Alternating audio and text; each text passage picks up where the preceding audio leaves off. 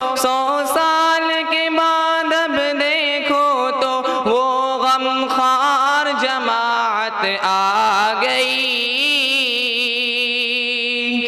जमीअत आ गई, जमीअत आ गई।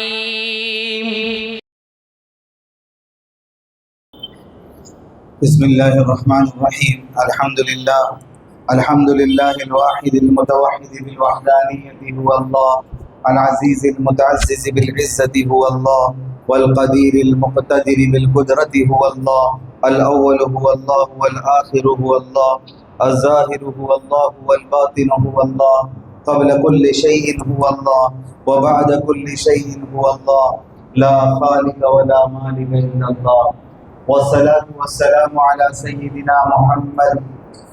अल्लाह के रसूल का नाम आए तो सब दुरूद शरीफ पढ़े। अफ़ज़लुर रसूली मोहम्मद, अत्यबुर रसूली मोहम्मद, अहसनुर रसूली मोहम्मद, अशरफुर रसूली मोहम्मद, साहिबुत ताज मोहम्मद, साहिबुल मेराज मोहम्मद व अला आलिहि व अस्हाबिहि अजमईन। अम्मा बाद।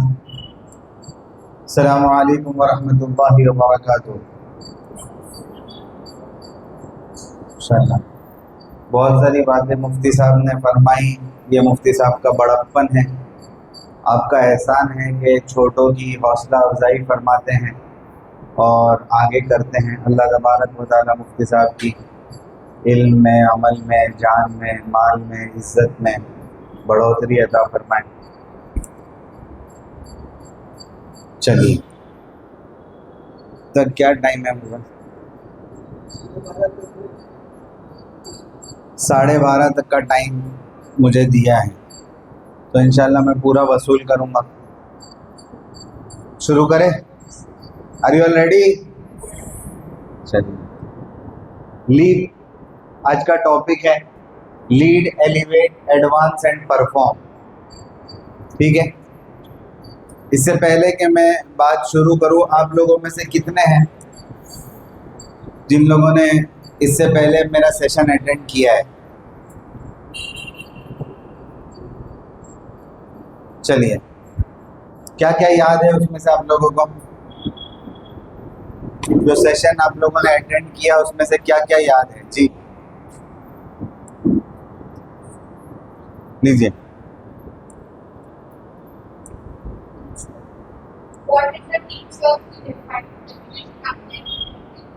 क्या था?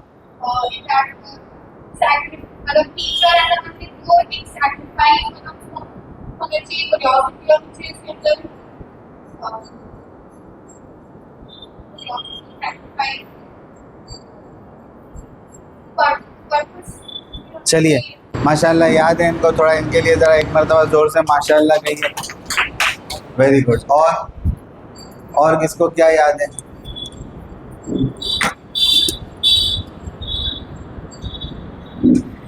जो सेशंस आप लोगों ने अटेंड किए हैं उसमें और क्या याद है आप लोगों को?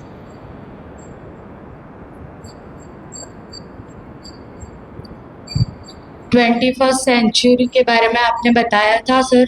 4 C's के बारे में आपने बताया था। Communication, creativity, critical thinking and confidence के बारे में आपने डिटेल में एक्सप्लेन किया था। चलिए, माशाल्लाह, इनके लिए ज़ोरदार एक मरतबा माशाल्लाह क्लैप भी करिए अच्छे से, कोई मसला नहीं। कुछ लोगों को क्लैप करने का मसला होता है, मैंने हमारे उस्ताद से इजाज़त ली है। हौसला अफजाई के लिए क्लैप करने में कोई हरज नहीं है। और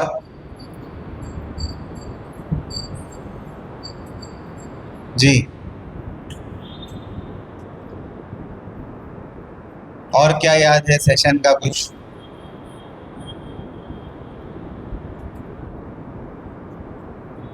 बस 2 ही चीज़। एक टीचर की मैंने डेफिनेशन बतलाई थी, वो भी थोड़ी थोड़ी याद है। और कम्युनिकेशन और 4 C's के बारे में बताया था, जिसमें से एक C शायद ही इन्होंने थोड़ा आगे पीछे करके बताया। कॉन्फिडेंस नहीं था वो C। 4 C's में communication, collaboration, creativity and critical thinking, ये 4 C's है। और क्या याद है आपको कुछ? क्यों याद नहीं है? तो फिर क्या फायदा है सेशंस करवाने का। और याद न रहने की बुनियादी वजह यह होती है कि इम्प्लीमेंटेशन नहीं होता है। आप लोगों को कोई चीज़ सिखाई जा रही है और फौरन इम्प्लीमेंट होता है अगर, तो फिर वो चीज़ याद रहती है। या कम से कम हमारे पास इतनी तो डिप्लोमेटिक हमारा एटीट्यूड होना चाहिए कि फॉर एग्जांपल आपके वहाँ एक ही स्पीकर बार बार अगर आता है तो आपको पता है कि भाई ये स्पीकर आके कम से कम पूछेगा ना गुज़िश्ता मर्तबा क्या हुआ था क्या, तो आप वो पुरानी, अगर आपके पास किसी के पास जर्नल मेंटेन रखने की आदत है आपको कि भाई मेरे पास ये 2026 की, जैसे कि मेरी आदत है कि मैं जर्नल मेंटेन करता हूँ, ये मेरी 2026 की जर्नल है, पिछले 20 साल से मैं जर्नल मेंटेन करता हूँ। आपको मेरे पास हर साल की जर्नल मिलेगी। इस साल जो भी नई चीज़ मैं सीखूंगा वो इसके अंदर लिखूंगा। अभी ये किताब मैं पढ़ रहा हूँ, इस किताब में से जो भी अच्छी चीज़ मुझे मिलेगी मैं इसके अंदर लिखूंगा। ऐसा है किसी को आदत, ऐसी कोई हैबिट है? टीचर्स के अंदर कम से कम ये हैबिट होनी चाहिए जर्नल मेंटेन करने की, क्योंकि आपको चीज़ें इम्प्लीमेंट करनी होती है। यहाँ मैनेजमेंट एफर्ट्स लगाकर स्पीकर्स को दावत देता है, स्पीकर्स एफर्ट्स लगाकर यहाँ पर आते हैं, उनके पास जो एक्सपीरियंसेस होते हैं, जो इन्होंने कंटेंट कलेक्ट किया होता है, वो एफर्ट्स लगाकर आपके सामने डिलीवर करते हैं। और फिर अगर आप उन चीज़ों को लेकर इम्प्लीमेंट नहीं करते हो और उन चीज़ों को याद नहीं रखते हो तो फिर एफर्ट बेकार है सब। Is it making sense? समझ में आ रही है आपको ये बात? मैं तकरीबन हर सेशन में ये बात कहता हूँ कि भाई आपके पास अपनी जर्नल होनी चाहिए। आपको कम से कम पता होना चाहिए कि लास्ट सेशन में क्या बात हुई थी, हमने उसका कितना इम्प्लीमेंटेशन किया। अगर वो हो रहा है तो फ़ायदा है, नहीं हो रहा है तो फिर एक कान से सुना दूसरे कान से निकाल लिया, इम्प्लीमेंट नहीं हुआ तो कोई फ़ायदा नहीं है। आप समझ रहे बात? तो अब आपके पास हर साल की एक जर्नल होनी चाहिए। मैं कभी भी अगर आया सुफ़ा में, मैं आपकी वो जर्नल चेक करूँगा।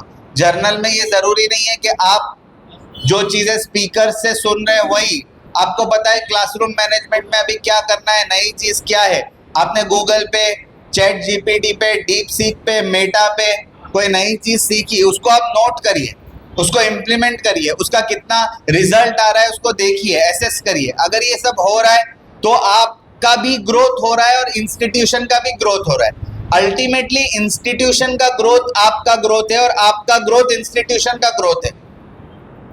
आपको समझ में आ रही है बात? तो ये चीज़ें आपको मेंटेन रखने की है, नोट करने की है, और कितने % इम्प्लीमेंटेशन हो रहा है उसका आपको असेसमेंट रखना ज़रूरी है। अब याद रहेगा आप लोगों को? चलिए, मुफ्ती साहब ने एक छोटा सा मेरा इंट्रो करवाया। ये मेरा इंट्रो है, आपको नज़र आ रहा है स्क्रीन?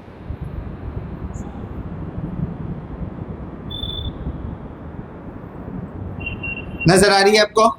मैंने आलिमियत की है, इफ्ता किया है, BA किया है, MA किया है, कम्युनिकेटिव इंग्लिश का एक कोर्स किया है अलीगढ़ से, हैंडराइटिंग एनालिस्ट एंड ग्राफोथेरेपिस्ट।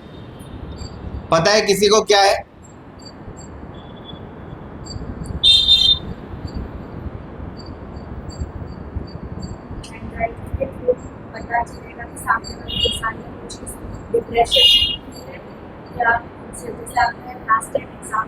एक एक्टर को किया था सुशांत सिंह राजपूत के थ्रू, जिसमें जो सुसाइड की जो हैंडराइटिंग के एक्सपर्ट्स होते हैं उसको देखते हैं कि वो जो नोट है उसमें डिप्रेशन में होती है या फिर किसी ने उससे फाइट की।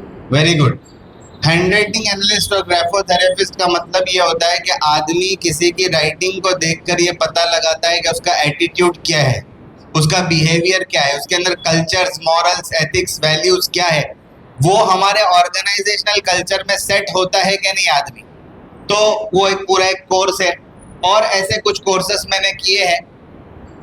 और हम लोग एक ऑर्गेनाइजेशन के साथ काम करते हैं, MFERD, Millat foundation for education research and development.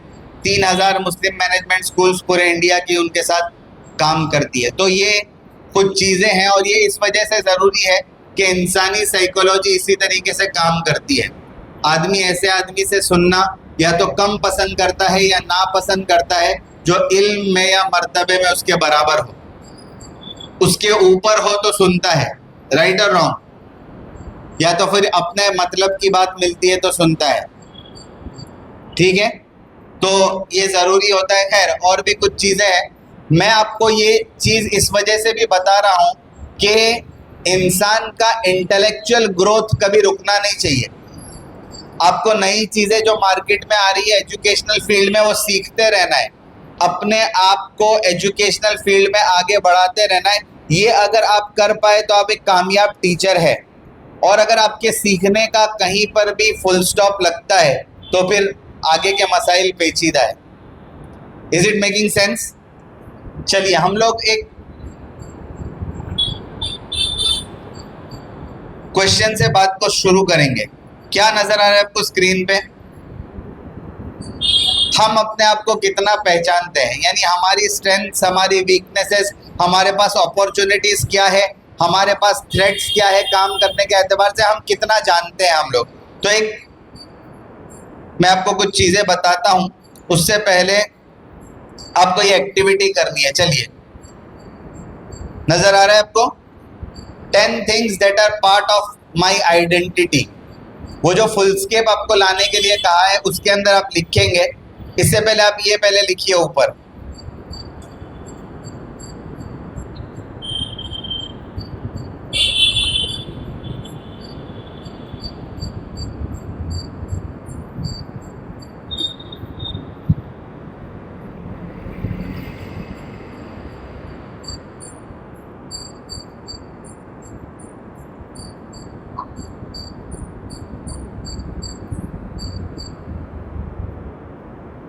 हाँ चलिए, नोइंग माई सेल्फ। सबसे पहले आपका पूरा नाम,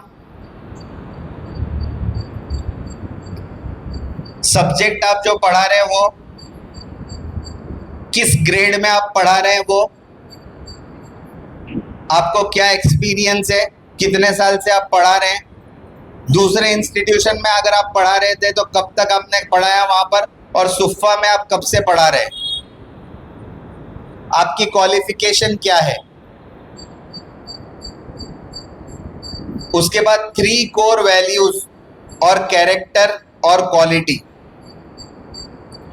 आप वो 3 सिफात क्या देखना चाहते हैं माई सेल्फ, मेरे अंदर, माई स्कूल, मेरी स्कूल में, और माई स्टूडेंट्स, मेरे स्टूडेंट्स में। आप वो कौन सी चीज़ें देखना चाहते हैं आपके खुद के अंदर कि भाई मैं आगे चलकर अहमदाबाद की बेस्ट टीचर बन जाऊं, ये आपका ख्वाब है, या पूरे इंडिया की बेस्ट टीचर बन जाओ, या पूरे वर्ल्ड की बेस्ट टीचर बन जाओ, या जो भी आपके अब ड्रीम्स है वो कुछ भी लिख सकते हैं कि आप वो 3 क्वालिटीज और कोर वैल्यूज आपके अंदर कौन सी देखना चाहते हैं। फिर 3 कोर वैल्यूज और क्वालिटीज जो आप अपनी स्कूल में देखना चाहते हैं कि भाई मेरी ऑर्गेनाइजेशन, मेरा स्कूल, इसको मैं यहाँ पहुँचाना चाहती हूँ, one of the best school इन अहमदाबाद, या हमारी स्कूल में कम से कम ये चीज़ें तो होनी चाहिए।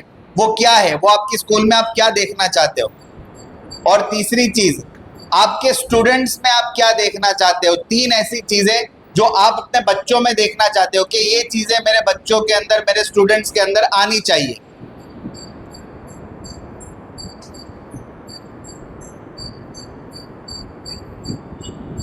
कितना टाइम चाहिए आपको ये फिल करने के लिए? जी, थोड़ा सोच कर आप फिल करिए। तो कितना टाइम चाहिए आपको?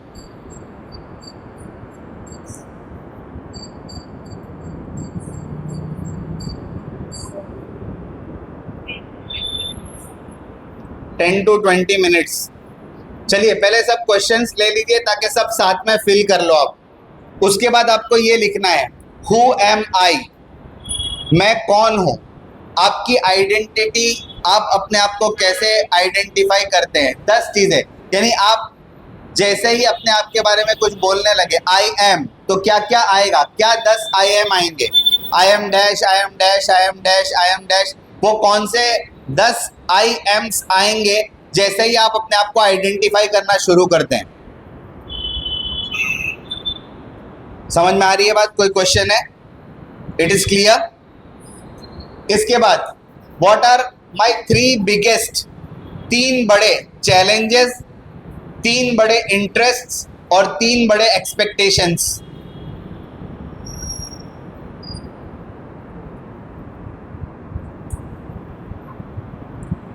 What are my 3 biggest challenges? What are my 3 biggest interests? And what are my 3 biggest expectations?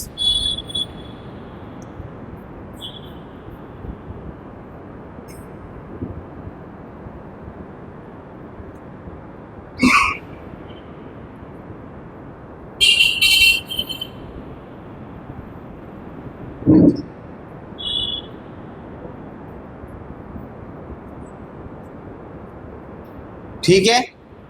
उसके बाद रेट योर कॉन्फिडेंस। 1 से 5 में आपको अपने आप को नंबर देना है। Rate your confidence 1 to 5। Classroom management, इसमें आपका कॉन्फिडेंस लेवल क्या है?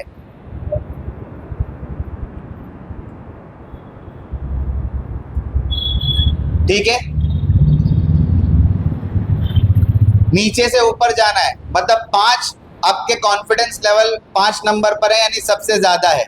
फिर अगर उससे कम है तो 4, अगर मिडिल लेवल पर है क्लासरूम मैनेजमेंट तो 3, 2 इधर 2 इधर, 2 कम, 1 और भी कम। समझ में आया? इन चीजों में आपके कॉन्फिडेंस लेवल को आप जानते हैं या नहीं जानते? Classroom management. नंबर 2 है सब्जेक्ट मास्टरी। जो सब्जेक्ट पढ़ा रहे हो आप, उसमें पढ़ाने के एतबार से आपका कॉन्फिडेंस लेवल क्या है? मैं अपने सब्जेक्ट को बेहतरीन तरीके से पढ़ा सकता हूं, पढ़ा सकती हूं। अगर सब्जेक्ट मास्टरी आपको हासिल है तो आप 5 नंबर दीजिए, थोड़ा कम है तो 4, थोड़ा और कम है तो 3, और कम है तो 2, और कम है तो 1। आज आप लोगों का पहले थोड़ा असेसमेंट करेंगे। असेसमेंट करने के बाद वेयर डू यू स्टैंड ये पता चलेगा, और फिर आपको क्या देना है ये पता चलेगा। इसलिए आपको बहुत ईमानदारी के साथ ये असेसमेंट फिल करना है, जैसा है वैसा बताना है आपको। इसमें कोई मुलम्मा साजी नहीं करनी है कि भाई है कुछ और आपने लिखा कुछ नहीं है। ये आपके लिए है, आपके ग्रोथ के लिए है। तो क्लासरूम मैनेजमेंट और सब्जेक्ट मास्टरी। तीसरी चीज है टेक्नोलॉजी इंटीग्रेशन, यानी आज नई नई चीजें टेक्नोलॉजी के एतबार से मार्केट में आ रही है। आप 3 चीजें टेक्नोलॉजी के बारे में करना जानते हैं।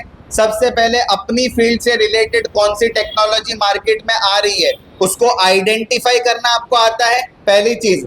उसको अडेप्ट करना आपको आता है, यानी हम उसको ले लें, और फिर उसको इम्प्लीमेंट करना आता है।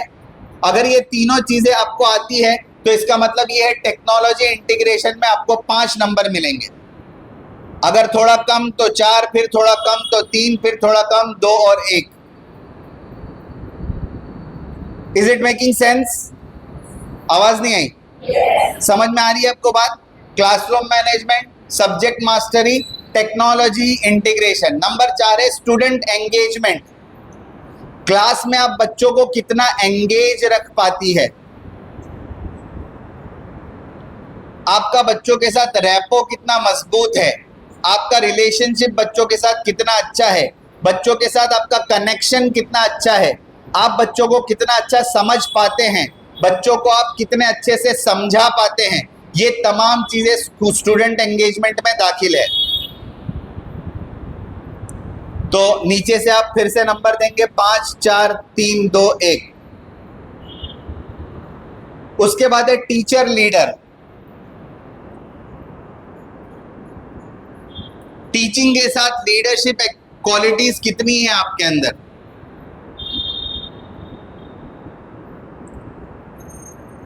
एक टीचर का लीडर होना भी जरूरी है।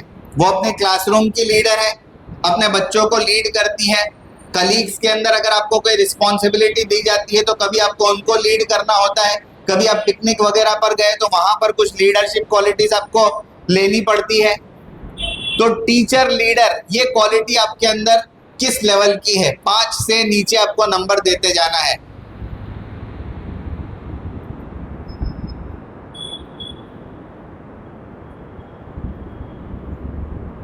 ठीक है। इसके बाद एक collaboration.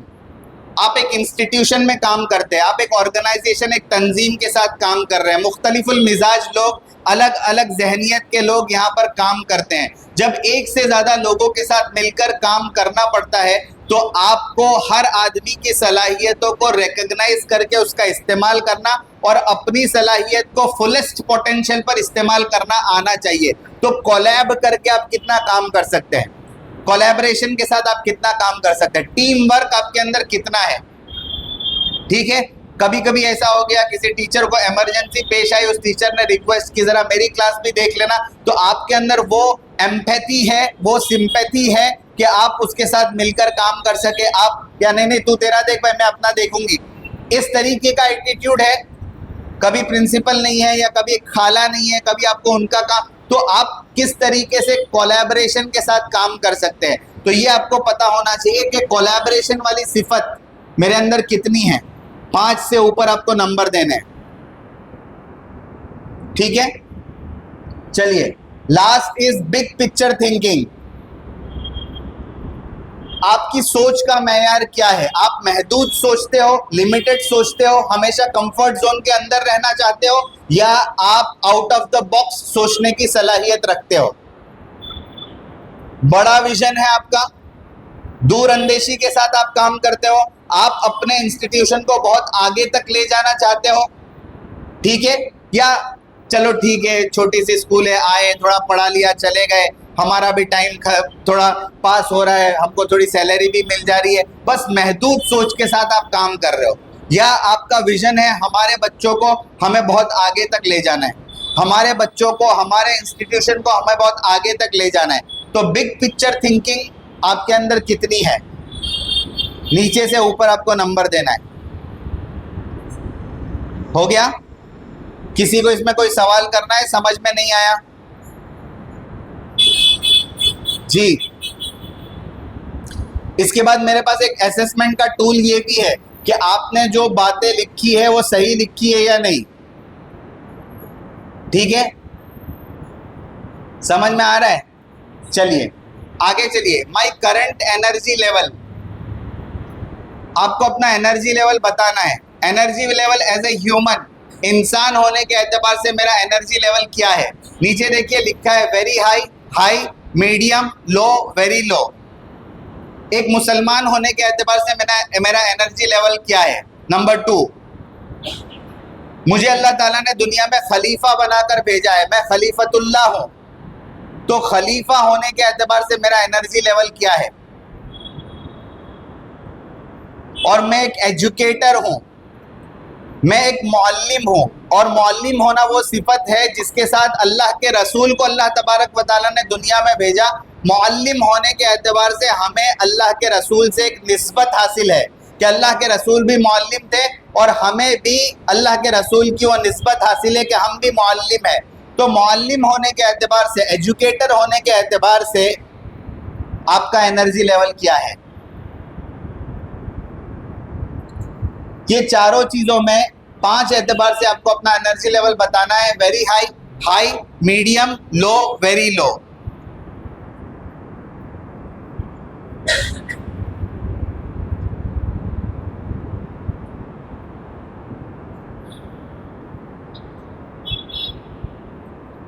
Think back to your best learning experiences as a student. आप अपना एक लर्निंग एक्सपीरियंस लिखेंगे एज अ स्टूडेंट, मेरा ये बेस्ट लर्निंग एक्सपीरियंस था।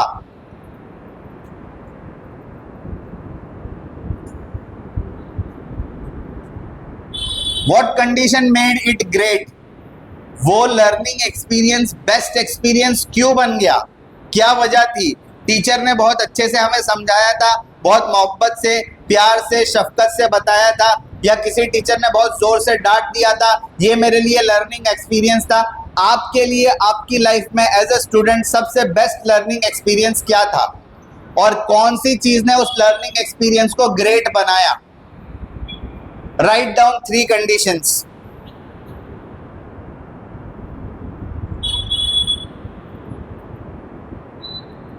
Is it clear? Any questions? ये जो क्वेश्चंस थे आपको किए गए, इन क्वेश्चंस के बारे में इससे पहले कब आपने सोचा था अपने बारे में? ये सब आपसे रिलेटेड क्वेश्चन है जी, आपकी ज़ात से रिलेटेड क्वेश्चन है। इससे पहले आपने इसके बारे में कब सोचा? कभी सोचा इसके बारे में कि ये भी इम्पॉर्टेंट है, मेरे कॉन्फिडेंस का लेवल, क्लासरूम मैनेजमेंट मुझे कितना आता है, सब्जेक्ट मास्टरी कितनी है, ये क्यों ज़रूरी है, ये जानना क्यों ज़रूरी है? It's basically knowing about your self, why it is important. यहाँ देखिए सामने एक शेर है, आपके सामने है अल्लामा इकबाल का, अपने मन में डूब कर पाजा सुरागे जिंदगी, तू अगर मेरा नहीं बनता न बन, अपना तो बन। क्या मतलब इसका? खैर, इस शेर की बहुत सारे तरीके से तशरीह की जा सकती है। यहाँ पर हमारा जो मकसद है इस शेर को बयान करने का वो ये है कि हम कम से कम अपने बारे में थोड़ा जानें। आप अगर अपने बारे में जानते हैं कि मैं एज अ ह्यूमन कैसा हूँ, मैं एज अ मुस्लिम कैसा हूँ, मैं एज अ एजुकेटर कैसा हूँ, तो आपको इम्प्रूवमेंट कितना करना है ये पता चलेगा। ठीक है, आप में से बहुत सारे लोगों ने वो 10 क्वेश्चंस फिलअप किए। आई एम, किसने किसने किया वो आई एम वाला पूरा?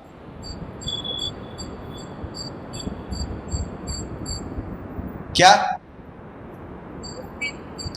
8 किए, 2 बाकी है। बताना चाहेंगे आप आई एम के बारे में बात क्या लिखा आपने?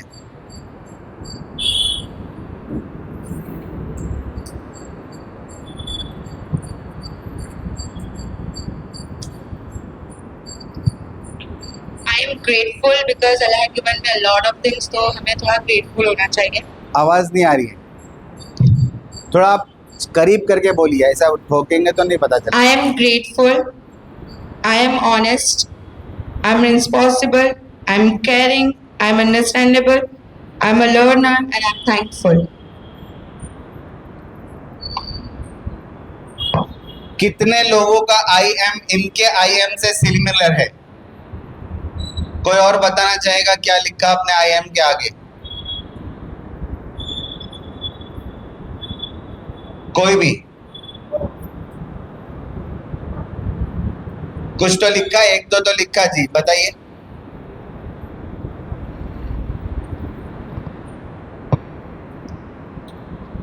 I am respectful, I am a good learner, I am friendly, I am a good listener, and basically I am a teacher. और अभी ये जरा देखिए स्क्रीन पर, how people often define themselves, अक्सर लोग अपने आप को कैसे डिफाइन करते हैं। Some people use their job description as self description, some people use their job description as self description. For example, I am a director, I am a principal, I am a founder, I am a teacher. उनका जो job होता है उस job से अपने आप को define करते हैं। Number 2, some people use their relationship or their affiliations as their definition. क्या मतलब? I am a son, I am a father, I am a brother. जैसे कोई एग्जाम्पल, विराट कोहली का बाप है तो वो विराट कोहली का बाप होना ज्यादा हाईलाइट करेगा। Is it making sense? ठीक है, तो कुछ लोग अपने रिश्तों के एतबार से अपने आप को डिफाइन करते हैं। Number 3, some people define themself by their belief system. Belief system के एतबार से I am an atheist, I am minimalist, I am a Muslim, for example. इसके बाद some people define themself by their hobbies. क्या है? I am a foodie, I am a sports person, I am a learner, जो उनकी hobbies है इसके एतबार से। Some people define themself by their geography, जिस इलाके से उनका ताल्लुक है उसके एतबार से कि भाई मैं लंदन से हूँ, मैं यूके से हूँ, इस तरीके से वो डिफाइन करते हैं। अब यहाँ पर जो मैं आपको समझाना चाह रहा हूँ वो ये है कि इसमें से कुछ चीज़ें सही भी है, कुछ चीज़ें गलत भी है। फॉर एग्जाम्पल ये जो आपके सामने दिख रहा है, क्या है ये?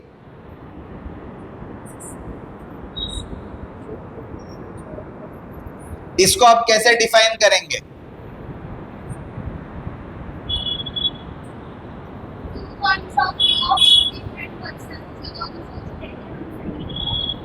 इसमें क्या सही है?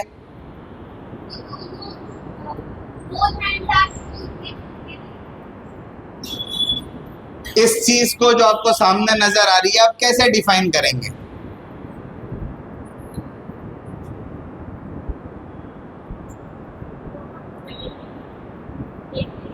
अगर आप लाइट जो है यहां से मारेंगे सीधा तो आपको ये चीज स्क्वायर नजर आएगी, और अगर आप यहां से लाइट मारेंगे तो आपको वो चीज सर्कल नजर आएगी। ठीक है, तो कुछ लोग उसको एज अ सर्कल डिफाइन करेंगे, कुछ लोग उसको एज अ स्क्वायर डिफाइन करेंगे। हकीकत में वो एक सिलेंडर है। ठीक है, तो कहने का मतलब ये है कि आप अपने आप को जैसा भी डिफाइन करते हो, जिस चीज के ऊपर आपका ज्यादा अटेंशन होगा, ज्यादा तवज्जो होगी, जिस चीज के ऊपर आपका ज्यादा कंसंट्रेशन होगा, उस एतबार से आप अपने आप को डिफाइन करेंगे। और क्या हकीकत में हम अपने आप को पहचान सकते हैं? जैसे कि अगर मैं अपने आप को एज एन एजुकेटर डिफाइन करता हूं कि मैं एक मुअल्लिम हूं, मैं एक तालीम देने वाला आदमी हूं, तो क्या मुअल्लिम होने के तमाम हुकूक हम अदा करते हैं? टीचर होने की जो रोल्स और रिस्पॉन्सिबिलिटीज है, क्या हम पूरे तरीके से अदा करते हैं? अगर हम अपने आप को पहचानते हैं तो उसकी रोल्स और रिस्पॉन्सिबिलिटीज तक पहुंचने में हमको आसानी होगी। लेकिन क्या हम अपने आप को पहचानते हैं? चलिए एक इंटरेस्टिंग एक्सपेरिमेंट के बारे में मैं आपको बताता हूँ। क्या जानवर अपने आप को पहचान सकते हैं? यानी किसी जानवर के सामने आईना रखा जाए तो जानवर अपने आप को आईने में देखकर पहचान सकता है कि भाई ये मैं हूं।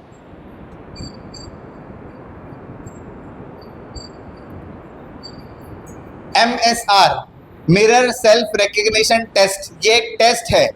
ये एक साहब है जिनका नाम आपको नजर आ रहा है जी, इनका नाम है गॉर्डन गैलप। क्या नाम है?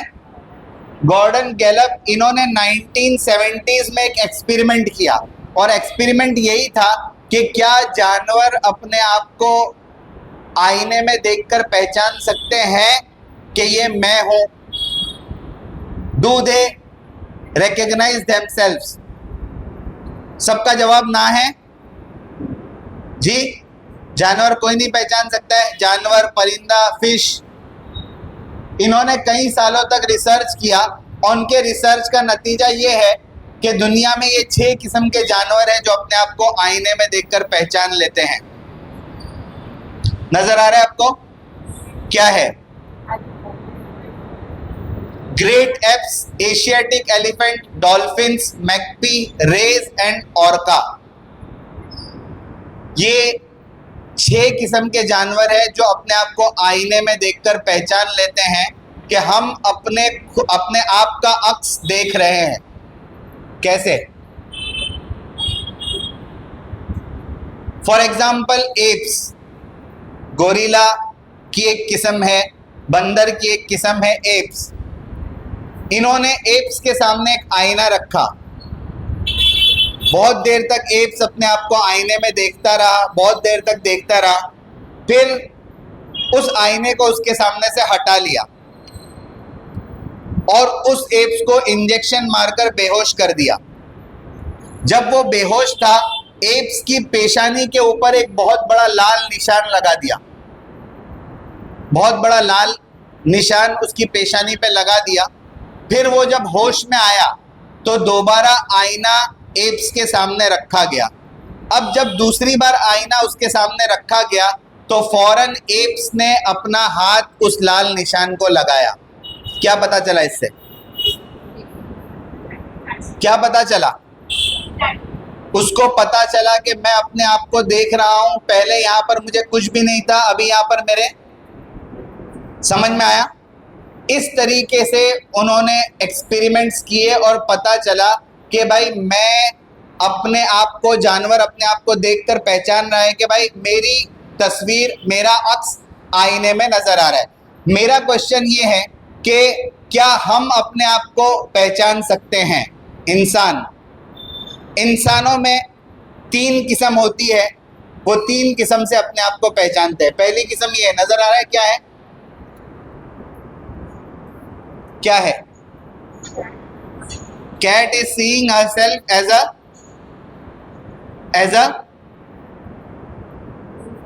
कैट अपने आप को कैसा देख रही है? एज अ कैट, ठीक है। Number 2, cat is seeing herself as a. Number 3, lion is seeing herself as a. क्या मतलब हुआ इसका?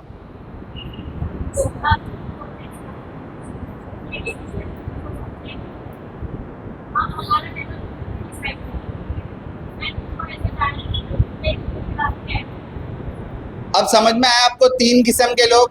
एक वो आदमी जो अपने ग्रोथ के एतबार से जैसा है वैसा ही रहना पसंद करता है, उसे ना ऊपर जाना है ना नीचे जाना है। दूसरा आदमी वो है जो अपने आप को हमेशा सुपीरियर कॉम्प्लेक्स में देखता है कि भाई मेरे अंदर ये सलाहियत है, मैं और आगे बढ़ सकता हूँ, मैं कैट हूँ लेकिन लायन जैसा काम मैं कर सकता हूँ। और तीसरा वो आदमी जो लायन है, उसके अंदर पोटेंशियल बहुत है लेकिन हमेशा इंफीरियरिटी कॉम्प्लेक्स में रहता है, नहीं मुझसे ये नहीं होगा, मैं ये नहीं कर पाऊंगा, ये काम तो मेरे लिए मुश्किल है। Is it making sense?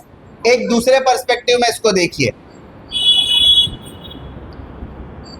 एक आदमी अपने आप को जैसा है वैसा ही देखता है, दूसरा आदमी अपने आप को हमेशा पाबंदियों में देखता है, जंजीरों में देखता है, हमेशा कैद में देखता है, मुझसे ये नहीं होगा, मुझसे ये नहीं होगा, मैं तो पाबंद हूँ। और तीसरा आदमी जो है हमेशा अपने आप को वक्त और हालात के एतबार से जिन चीज़ों की ज़रूरत है उसके एतबार से तैयार करता है कि आज के ज़माने में टेक्नोलॉजी बड़ा हथियार है, मैं उसको सीखूंगा, उसके ज़रिए से जंग लड़ूंगा। तो इस ज़माने के एतबार से जिस चीज़ की ज़रूरत है उसको सीखना एक आदमी का माइंडसेट है। एक आदमी के पास सलाहियत है, पोटेंशियल है, लेकिन अपने आप को कंफर्ट जोन में रखना ये उसका माइंडसेट है। तो हमें डिसाइड करना है, अगर आप अपने आप को जानना चाहते हैं तो आपको डिसाइड करना पड़ेगा as a teacher, as a Muslim, as an educator, मुझे कितना आगे जाना है। अगर आप अपने अभी के लेवल को डिसाइड कर पाए कि मेरी करंट पोजीशन क्या है, तो फिर आपको पता चलेगा कि मुझे ग्रो कितना करना है। अगर आपने अपने आप को जानना शुरू किया तो आपको पता चलेगा कि आपको ग्रो कितना करना है। आपकी 3 आइडेंटिटीज़ है, आप मुस्लिम हैं, आप एक ह्यूमन हैं और आप एक खलीफा हैं। क्या फ़ायदा होता है? नोइंग योर सेल्फ के फ़ायदे क्या है? तो बहुत रिसर्च के बाद लोगों ने ये बताया है कि अगर आपने अपने आप को जान लिया तो आपको 7 फ़ायदे होंगे। सबसे पहला फ़ायदा होगा आपके कॉन्फिडेंस लेवल के अंदर इंक्रीमेंट होगा। लिखना है आपको ये। अगर आपने अपने आप को जान लिया कि मैं as an educator, as a human, as a Muslim कहाँ पर हूँ, तो आपके कॉन्फिडेंस लेवल में इंक्रीमेंट होगा। नंबर 2, सेल्फ कंट्रोल आपका बढ़ेगा।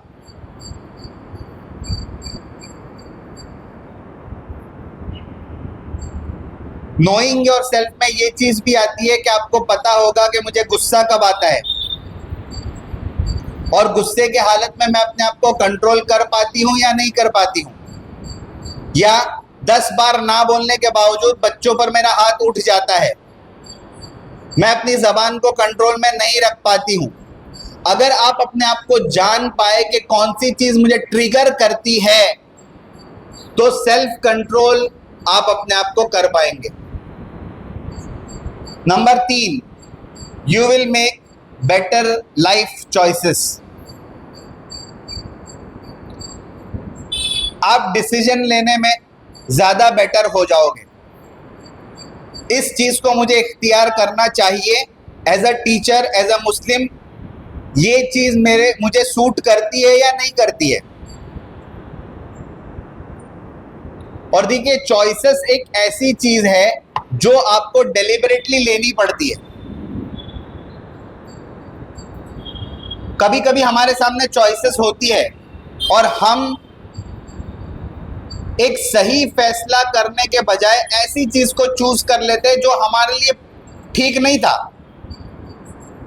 सो चॉइसेस इज योर्स। अगर आप अपने आप को जानते हैं तो बेटर चॉइस कर सकते हैं। फॉर एग्जाम्पल एक स्टोरी सुनाता हूं मैं आपको। एक साहब थे जिनको ख्याल आया कि मुझे बस अब दुनिया छोड़ देनी है और मैं जंगल में चला जाऊंगा, वहाँ इबादत करूंगा, अल्लाह को याद करूंगा, अब मुझे और कुछ नहीं करना है, बस जो जितना मुझे करना था काम मैं कर चुका। और वो जंगल में एक जगह पर जाकर बैठ जाता है और इबादत करना शुरू कर लेता है। वो ऐसी जगह का इंतखाब करता है इबादत करने के लिए जो बस्ती के करीब हो, और वो दिन में एक मर्तबा बस्ती में जाता है, खाना मांगता है, खाना खाता है मांग कर, और फिर दोबारा इबादत करने में लग जाता है। एक रोज वो देहात में आता है खाना मांगने के लिए, खाना मांगता है, खाता है और फिर वापस आ रहा होता है। रास्ते में वो देखता है कि एक लोमड़ी मौजूद है जिसके आगे के दो पैर या दो हाथ जो भी कह लीजिए, उसके दो पैर नहीं है, दो ही है। लेकिन दो पैर ना होने के बावजूद वो बहुत हट्टी कट्टी है। यानी ऐसा नहीं लग रहा है कि भाई दो पैर नहीं है तो ये शिकार नहीं कर सकती होगी, तो खाती कैसे होगी, लेकिन बहुत मजबूत होती है। अब वो सोचता है उस लोमड़ी को देख कर के भाई ये लोमड़ी जो है बहुत हट्टी कट्टी लग रही है, इसका मतलब ये है कि इसके खाने का कुछ इंतजाम होता है। अब वो अपने आप को छुपा लेता है और इस फिराक में रहता है कि वो देखे कि इस लोमड़ी को आखिर खाना कैसे मिलता है। तो वो छुप कर बैठा होता है, वो ऑब्जर्व कर रहा होता है लोमड़ी को। थोड़ी देर के बाद क्या देखता है कि एक शेर आया और उसके मुंह के अंदर एक गोश्त का लोथड़ा है, और वो लोमड़ी के सामने गोश्त का लोथड़ा डालता है। लोमड़ी गोश्त के लोथड़े को खाती है और शेर चला जाता है। अब ये सोचता है ये तो अजीब मामला है, ये लोमड़ी बेजुबान जानवर, अल्लाह ताला इसके खाने का इंतजाम कैसे कर रहा है? शेर के जरिए से। कैसे कर रहा है? शेर के जरिए से। और मैं तो बोले पूरा दिन अल्लाह की इबादत करता हूं, फिर मुझे खाना मांगने क्यों जाना पड़ता है? समझ में आई बात? मुझे खाना मांगने जाना पड़ता है, भीख मांगनी पड़ती है, खाना लेकर फिर मैं खाता हूँ। सब लोग अपने घर का बचा हुआ खाना मुझे दे देते हैं। तो ये लोमड़ी, इसका खाना अल्लाह ताला शेर के जरिए से इंतजाम करता है, तो मैं तो अल्लाह की इबादत में पूरा दिन लगा हुआ हूँ, मुझे तो अब कहीं पर भी नहीं जाना है। मैं भी जैसे शेर के जरिए से अल्लाह ताला लोमड़ी के खाने का इंतजाम कर रहा है, मैं भी यहाँ बैठूंगा और अल्लाह ताला मुझे खाने का। समझ में आई बात? अब वो बैठ जाता है। एक दिन हो गया कुछ नहीं आया, 2 दिन हो गए कुछ नहीं आया, 3 दिन हो गए कुछ नहीं आया, 7 दिन हो जाते कोई एक लुकमा भी खाने का। अब वो 7वें दिन मरने पड़ता है। बिल्कुल 7 दिन से कुछ खाया पिया नहीं था, एक ही जगह पर बैठा था, बस वो आखिरी सांसें गिन रहा होता है कि भाई अभी मेरी मौत आएगी और मैं दुनिया से चला जाऊंगा। वो इसी हालत में पड़ा हुआ होता है। वहां से एक बुजुर्ग गुजरते हैं और बुजुर्ग उसकी हालत को देखकर कहते हैं कि भाई ये क्यों, तू मरने क्यों पड़ा है, तेरी हालत ऐसी कैसे हो गई? तो उसने फिर पूरा वाकया सुनाया। पूरा वाकया समझ में आया? पूरा वाकया सुनाया कि भाई मैं तो यहाँ अल्लाह की इबादत में बैठा था और मैं एक दिन खाना मांग कर खाता था और वापस आ रहा था, तो मैंने देखा कि लोमड़ी इस तरीके से पड़ी थी और शेर ने आकर उसको खाना दिया। अब मैंने ये सोचा कि जब अल्लाह ताला शेर के जरिए से लोमड़ी को खिला रहा है तो मैं तो अल्लाह की इबादत कर रहा हूँ, मुझे तो अल्लाह को बदरजे औला खिलाना चाहिए। ये सोच रहा था और फिर मेरी ये हालत हो गई, मैं खाने के लिए यही इंतजार करता रहा। तो अब वो सवाल करता है बुजुर्ग को मरते मरते, मैंने सही किया या गलत? बुजुर्ग को पूछता है कि भाई ये तो अल्लाह की तरफ से एक इशारा था और मैंने उस इशारे को कबूल किया, और उस इशारे को कबूल करने की वजह से मेरी ये हालत हुई कि मैं अब कहाँ पहुंच गया, मरने के करीब मैं पहुंच गया। तो मैंने सही किया या गलत? क्या जवाब है आपका? क्यों?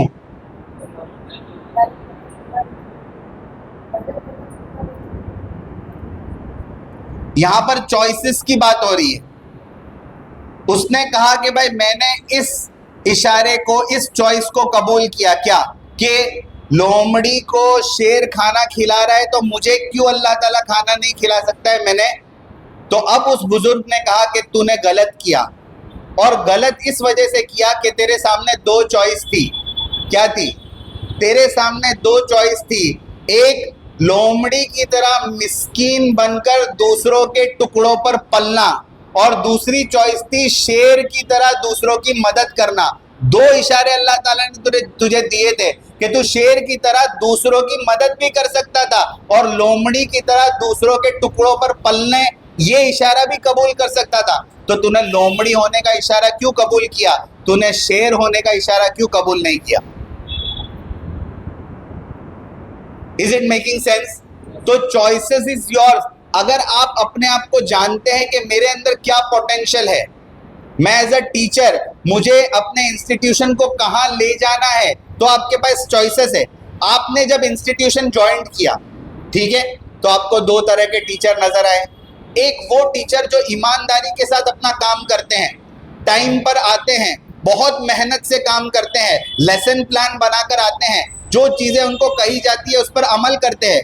एक टीचर्स की कैटेगरी ये थी। और दूसरे कुछ ऐसे टीचर थे, आप लोग के बारे में नहीं कह रहा हूँ, आप तो माशाल्लाह सब बहुत अच्छे हो।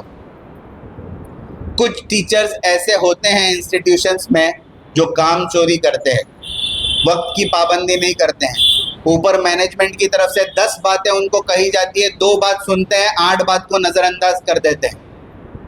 ऐसे टीचर्स इंस्टीट्यूशन में होते हैं। अब जो आदमी आने वाला होता है, नववारिद होता है, नई टीचर होती है, उनके पास ये दोनों चॉइसेस है। नहीं समझ में आ रही है बात? दोनों चॉइसेस है उनके पास। या तो मैं इन लोगों के जरिए से जो अच्छे हैं इन्फ्लुएंस हो जाऊं, या इन लोगों के जरिए से मैं इन्फ्लुएंस हो जाऊं जो काम नहीं करते हैं। Choice is yours. अब दोनों में सिलेक्शन कब कर पाओगे आप? उस वक्त कर पाओगे जब आपको अपने बारे में मालूम होगा कि मुझे कहां पहुंचना है।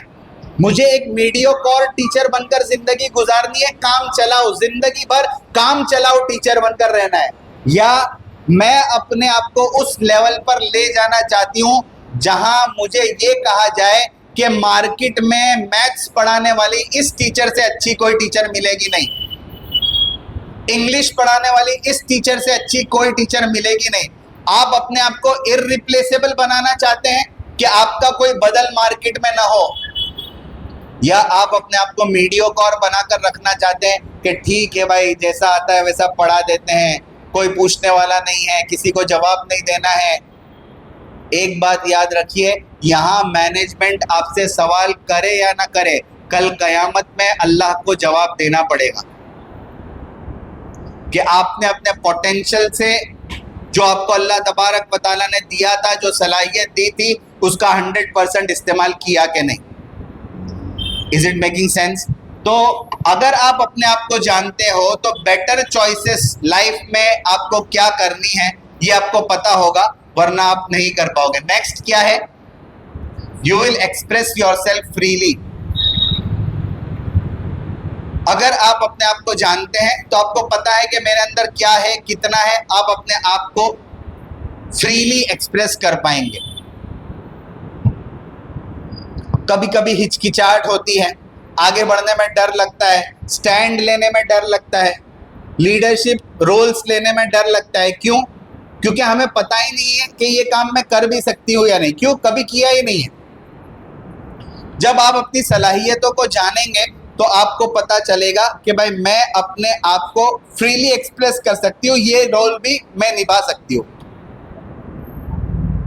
Next, being dislike want bother you. बहुत इंपॉर्टेंट चीज है। अगर आप अपने आप को जानते हो कि मैं कितनी अच्छी हूँ, मैं कितनी सच्ची हूँ, मेरा अल्लाह के साथ ताल्लुक कितना अच्छा है, मैं एज अ पर्सन कैसी हूँ, मैं एज अ मुस्लिम कैसी हूँ, मैं एज अ खलीफा कैसी हूँ, अगर ये चीज़ आपको अपने बारे में मालूम है तो कोई तीसरा आपके बारे में क्या राय कायम करता है इससे आपको कोई फर्क नहीं पड़ेगा। Is it making sense? कोई आपके बारे में क्या बोलता है, कोई आपके बारे में क्या बोलता है, नहीं मुझे कोई फर्क नहीं पड़ता है, क्योंकि मैं अपने बारे में जानती हूं कि मैं कैसी हूं। तो कोई तीसरा मेरे बारे में क्या ओपिनियन कायम करता है, क्या राय कायम करता है, मुझे उससे कोई फर्क नहीं पड़ता है। क्यों? क्योंकि I know my self best. कभी कभी ये होता है कि वो मेरे बारे में क्या कहता है, इससे हमारा दिमाग खराब हो जाता है। उसने मेरे बारे में ऐसा कहा, वो मेरे बारे में ऐसा कहती है, हमें क्या फर्क पड़ता है वो कुछ भी कहे। समझ में आई बात? उसने अगर सही कहा तो उसका मसला, उसने अगर गलत कहा तो भी उसका मसला। कल कयामत में उसको जवाब देना है कि उसने मेरे बारे में क्या राय कायम की थी, क्योंकि मुझे मेरे रब ने एक अलग अंदाज से पैदा किया है, मैं वैसी हूं, और मैं अपने बारे में जानती हूं कि मैं कैसी हूं। समझ में आ रही है बात? तो अगर आप अपने आप को अच्छे से जानते हैं तो कोई तीसरा आपके बारे में क्या कहता है, इससे आपको कोई फर्क नहीं पड़ता है। Next, you will improve your EQ. And what is EQ? EQ.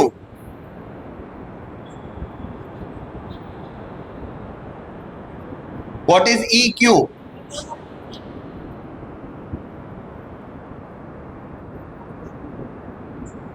Emotional quotient. कुछ सुना है इसके बारे में? इमोशनल कोशेंट के बारे में कुछ सुना आपने कभी? कभी नहीं सुना? ये वर्ड पहली बार ही सुना, इमोशनल कोशेंट।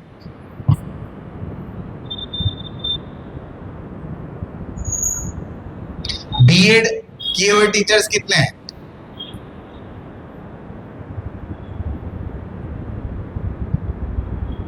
बीएड में हॉवर्ड गार्डनर की थियरी पढ़ाई जाती है, पता है? नहीं पढ़ाई जाती है?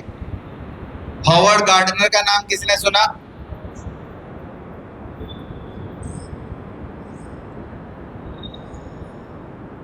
जी मैम।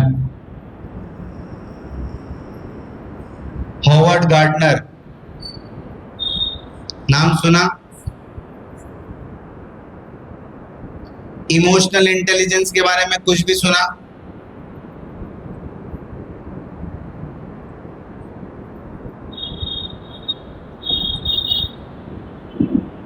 होमवर्क दो?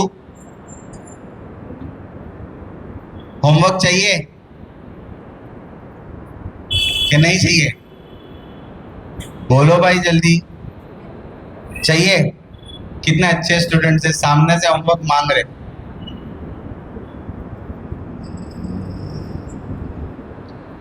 बहुत गौर से सुनिए, ये बहुत इंपॉर्टेंट टॉपिक है और टीचर्स को ये मालूम रखना बहुत ज्यादा जरूरी है। मैं उमामा मैम को भी बोलूंगा कि इसके ऊपर बाकायदा आपकी क्लास हो, लेकिन अभी समझ लीजिए, एक जमाना था जिस जमाने को एग्रेरियन एज कहा जाता था। एग्रेरियन एज समझते हैं क्या? एग्रेरियन एज, हिस्ट्री के टीचर्स, हिस्ट्री कौन कौन पढ़ाता है? एसएस। एग्रेरियन एज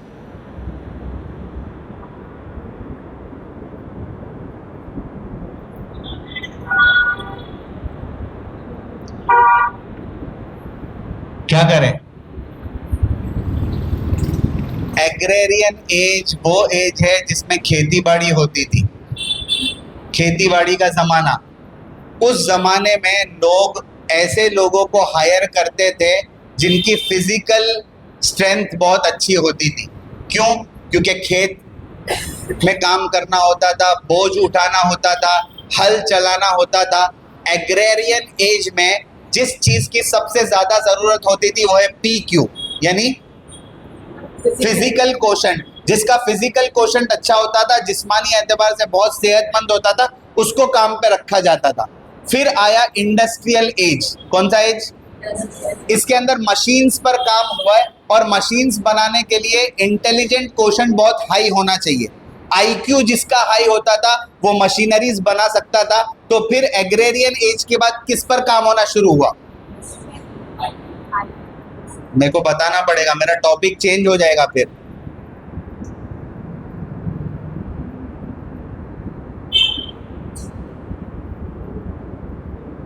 मैं उमामा मैम को बोलूँगा इस टॉपिक पर आप लोगों को सेशन देना पड़ेगा। बहुत इम्पोर्टेंट टॉपिक है, अगर ये आप लोगों को नहीं आ रहा है तो बहुत सारे मसले हैं।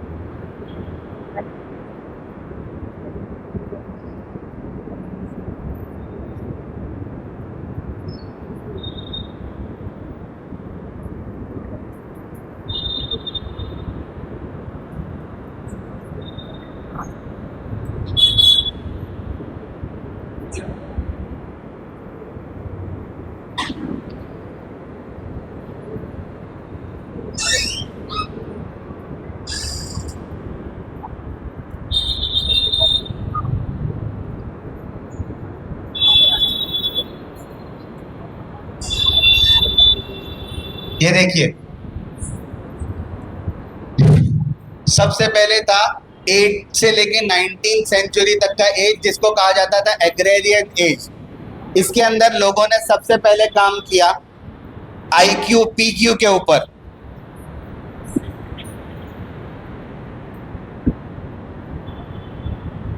ठीक है, उसके बाद आया इंडस्ट्रियल एज, 1800 से लेकर 1940 तक का ज़माना। इस ज़माने में मशीनरीज पर काम करना शुरू किया लोगों ने, तो उसमें किस चीज़ की ज़रूरत पड़ती थी? IQ। फिर मशीनें इतनी ज़्यादा बन गई कि आगे पीछे ऊपर नीचे हर जगह मशीन ही मशीन, मशीन ही मशीन। ठीक है, तो लोगों के जज्बात भी मशीनों की तरह काम करने लगे। इमोशंस पर बहुत ज़्यादा असर होने लगा क्योंकि लोग मशीनों की तरह काम कर रहे थे। तो फिर काम शुरू हुआ EQ पर। आप लोगों को इमोशनल कोशेंट असर करता है, इफेक्ट करता है, इमोशंस इफेक्ट करते हैं। फॉर एग्जाम्पल फर्स्ट पीरियड है और टीचर क्लास में आई, मौलाना कोई क्लास में आए पहले पीरियड में, और क्लास में आने के बाद बच्चों पर बरसना शुरू कर दिया, खिड़की सीधी करो, बेंचेस सीधी करो, आज कौन होमवर्क करके नहीं आया है, खैर मनाएगा। पहले पीरियड में आकर अगर आपने बच्चों के साथ ये रवैया इख्तियार किया तो क्या पता चलेगा? क्या पता चलेगा? पहला पीरियड है, कहां से आई ये टीचर? तो ये इमोशंस कहां से लेकर आई, है ना? फिर इससे आगे 21st सेंचुरी के बच्चे, आपको मालूम है ना क्यों टीचर गुस्से में आई? ये रीजन मालूम करने के लिए बहुत दूर तक निकल जाएंगे। राइट और रॉन्ग? किसने अपने घर की कहानी बच्चों के सामने बयान की? किसने की? क्यों की? क्योंकि उसको अपने इमोशंस को मैनेज करना नहीं आया। इसलिए इमोशनल मैनेजमेंट की क्लासेस में हम लोग एक चीज बताते हैं बहुत important, don't ever carry your baggages. क्या मतलब इसका? घर के बैगेज काम पर कैरी करके मत आओ, और काम के बैगेजेस घर पर कैरी करके यहां पर जब आप क्लास में आओगे तो बच्चों को एक टीचर चाहिए, मम्मी नहीं चाहिए। घर पे शौहर को बीवी चाहिए, हेडमिस्ट्रेस नहीं चाहिए। Is it making sense? Work life balance teacher के लिए बहुत ज्यादा जरूरी है। अगर आपको इमोशनल कंट्रोल करना नहीं आया तो मसले बहुत ज्यादा पेचीदा हो जाएंगे। तो इमोशनल क्वोशंट पर काम होना शुरू किया, और आज का जमाना है, कौन सा जमाना है? क्या लिखा है ऊपर? Digital age. डिजिटल एज का क्या मतलब है? आदमी छोटे से छोटे कमरे में बैठकर दुनिया का बड़े से बड़ा क्राइम कर सकता है। कौन सी चीज उसको रोकेगी? उसको रोकेगी SQ यानी स्पिरिचुअल क्वोशंट। उसकी रूहानियत पर कितना काम हुआ है, उसका बातिन कितना बना हुआ है। टीचर ने उसकी रूह के ऊपर, उसके बातिन के ऊपर, उसके मॉरल्स, वैल्यूज, एथिक्स के ऊपर काम किया है कि नहीं, तो वो गुनाहों से बचेगा। पहले आंख की शर्म होती थी, क्या वो देख लेंगे तो क्या बोलेंगे? अब ऐसी कोई शर्म नहीं है। तो अब अगर आपको 21st सेंचुरी में सरवाइव करना है तो HQ पर काम करना है, यानी आपके बच्चों के फिजिकल क्वोशंट पर भी आपको ध्यान देना है, इंटेलेक्चुअल क्वोशंट पर भी ध्यान देना है, इमोशनल क्वोशंट पर भी ध्यान देना है, और स्पिरिचुअल क्वोशंट पर भी ध्यान देना है। साइमल्टेनियसली HQ पर ध्यान देना है, यानी holistic quotient. Is it making sense? समझ में आ रही है बात? अगर आपको ये करना आया तो 21st सेंचुरी के अच्छे टीचर आप बन सकते हो। तो खैर, बात कहां से चली थी? ये अभी मेरा टॉपिक नहीं है, ये मुस्तकिल टॉपिक है। बात हमारी यहां से चली थी कि अगर आप अपने आप को जानते हो तो आपका इमोशनल क्वोशंट जो है वो इंप्रूव होगा। आप अपने आप को कंट्रोल कर पाओगे, आपका कॉन्फिडेंस लेवल आप समझ सकोगे, और last, you will learn to accept yourself. आप अपने आप को कबूल कर पाओगे। कभी कभी आदमी खुद अपने आप से चिढ़ जाता है, मुझसे ये नहीं हो रहा है, मुझसे वो नहीं हो रहा है, मैं ये नहीं कर पाती हूं। वो खुद अपनी किसी सिफत की वजह से स्ट्रेस में आ जाता है। तो अगर आप अपने आप को जानते हो तो ये 7 बेनिफिट्स आपको होंगे। शुरू से फिर से एक बार देखिए। Your confidence level will improve, you will have more self control, you will make better life choices, you will express yourself freely, being disliked won't bother you, you will improve your EQ, you will learn to accept yourself. Is it making sense? समझ में आ रही है बात? अब आपको as a teacher अपने आप को समझना है कि where do I stand, मेरा लेवल क्या है। ये खत्म होने के बाद फिर मैंने आपको ये क्वेश्चंस दिए। अब फिर से एक मर्तबा आप सेशन के बाद इन क्वेश्चंस को रीअसेस करेंगे, और मैंने अभी आपको जो नोइंग योरसेल्फ के बारे में चीज़ें बताई उसको सामने रखकर आप क्वेश्चंस को हल करेंगे।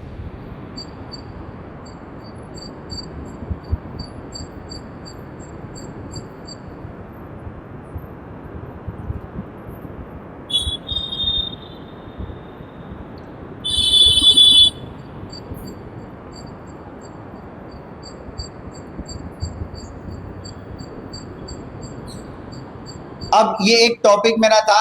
दूसरा टॉपिक 21st सेंचुरी एजुकेटर को कैसा होना चाहिए। आपको एट अ टाइम ये डिफरेंट रोल्स प्ले करने हैं।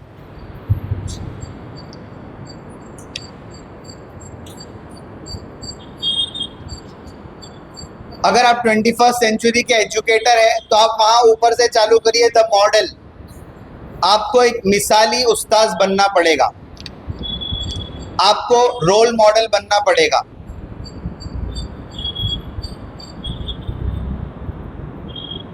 और रोल मॉडल कैसा होता है? आपने नर्सरी के किसी बच्चे को पढ़ाया, आपकी तस्वीर उस बच्चे के जहन में ऐसी फिट हो गई कि दुनिया में कहीं पर भी उस्ताद या टीचर का नाम उसके कानों में पड़ता है तो एक ही चेहरा नजर आता है, ये teacher was the best teacher. आप अपने आप को उस हद तक रोल मॉडल बनाइए कि बच्चे के जहन में टीचर यानी ये यानी टीचर छप जाना चाहिए। नंबर 2, बहुत सारे कामों में आपको रिस्क लेना पड़ेगा। 21st सेंचुरी का एजुकेटर एक रिस्क टेकर होता है। आपको अगर सेफ प्ले करना है, कंफर्ट जोन से बाहर नहीं निकलना है, तो आप एक अच्छे एजुकेटर 21वीं सदी में नहीं बन सकते हो। यानी लकीर का फकीर बनकर रहना है अगर आपको, कि भाई ये मेरा काम था, इतना मैंने किया, टाइम हो गया, मैं घर पे चले गया। एक बहुत इंपॉर्टेंट बात अपने जहन में घुसा लीजिए, आप गवर्नमेंट सेक्टर में काम नहीं कर रहे हो, आप प्राइवेट सेक्टर में काम कर रहे हो। और प्राइवेट सेक्टर में काम करने का एक बुनियादी उसूल होता है कि your job is not limited to 8 to 4, कि मैं 8 बजे आया, 4 बजे घर पे चला गया, इसके बाद मेरी जिम्मेदारी खत्म हो गई। प्राइवेट सेक्टर में ऐसा कुछ भी नहीं होता है। गवर्नमेंट सेक्टर में ऐसा होता है कि 4 बजे घर पे चला गया, लाइन लगी हुई थी कस्टमर्स की या फॉर्म भरने वालों की, उसने किसी की परवाह नहीं की, 4 बज गए भाई मैं घर चला गया। नहीं, प्राइवेट सेक्टर में अगर आप टीचर हो तो 24 घंटे के लिए आप टीचर हो।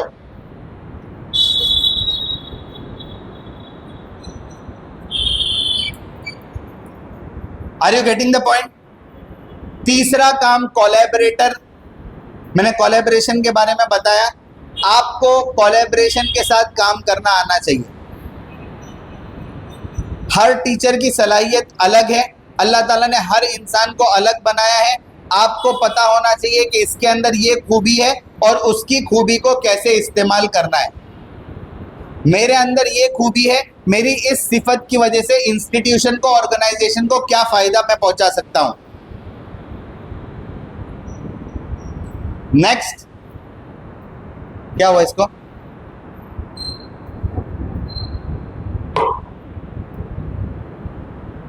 जी, एडेप्टर। एडेप्टर का मतलब मैंने आपको शुरू में बता दिया, आपको नई चीजें अख्ज़ करना आना चाहिए। आज मार्केट में हर रोज नई चीज आ रही है एजुकेशन डिपार्टमेंट में, उसको कैसे हम सीखेंगे और इंप्लीमेंट करेंगे।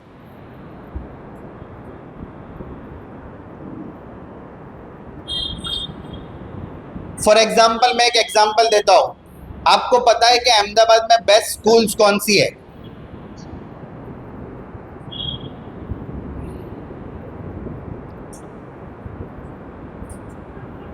अहमदाबाद की बेस्ट स्कूल कौन सी है?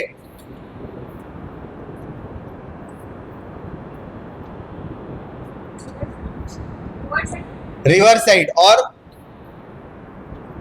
आपने सुना रिवर साइड के बारे में कुछ? पहली बार नाम सुना रिवर साइड का? रिवर साइड नाम की कोई स्कूल है अहमदाबाद में? और कौन सी स्कूल बेस्ट स्कूल है? उद्गम।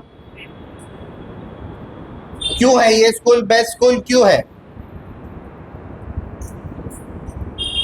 डीपीएस। क्यों है ये स्कूल बेस्ट स्कूल, क्यों है? मालूम किया कभी कि भाई ये स्कूल हमारे पूरे अहमदाबाद की सबसे अच्छी स्कूल है, तो क्यों है? उसकी वजह क्या है? बस टीचर, एक वजह टीचर है, और मैनेजमेंट, और इंफ्रास्ट्रक्चर, और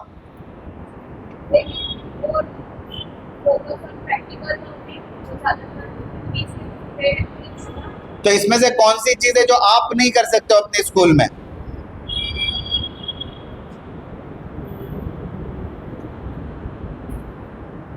मैं आपको एक होमवर्क दे रहा हूं। आप अहमदाबाद की 3 बेस्ट स्कूल को आइडेंटिफाई करिए कि भाई अहमदाबाद की ये 3 बेस्ट स्कूल्स है, और फिर पता करिए कि भाई ये बेस्ट स्कूल्स आखिर बेस्ट स्कूल्स क्यों हैं, और उन बेस्ट स्कूल्स की ऐसी क्या प्रैक्टिसेस है जो हम अपनी स्कूल में इंप्लीमेंट कर सकते हैं। Is it making sense? आपको पहले 3 बेस्ट स्कूल आइडेंटिफाई करनी है पूरे अहमदाबाद में। फिर उन बेस्ट स्कूलों में ऐसी क्या चीजें बताई जा रही है, सिखाई जा रही है जिसकी वजह से वो बेस्ट बनी। और फॉर एग्जाम्पल उसमें से 50% चीजें ऐसी है कि भाई ये हमारी पहुंच के बाहर है, लेकिन 50 चीजें ऐसी है जो हमारी पहुंच के अंदर है और वो चीजें हम सीख कर अपनी स्कूल में इम्प्लीमेंट कर सकते हैं। तो वो कैसे करेंगे हम लोग, उसका क्या तरीका हो सकता है, कितने दिन में ये काम हो जाएगा?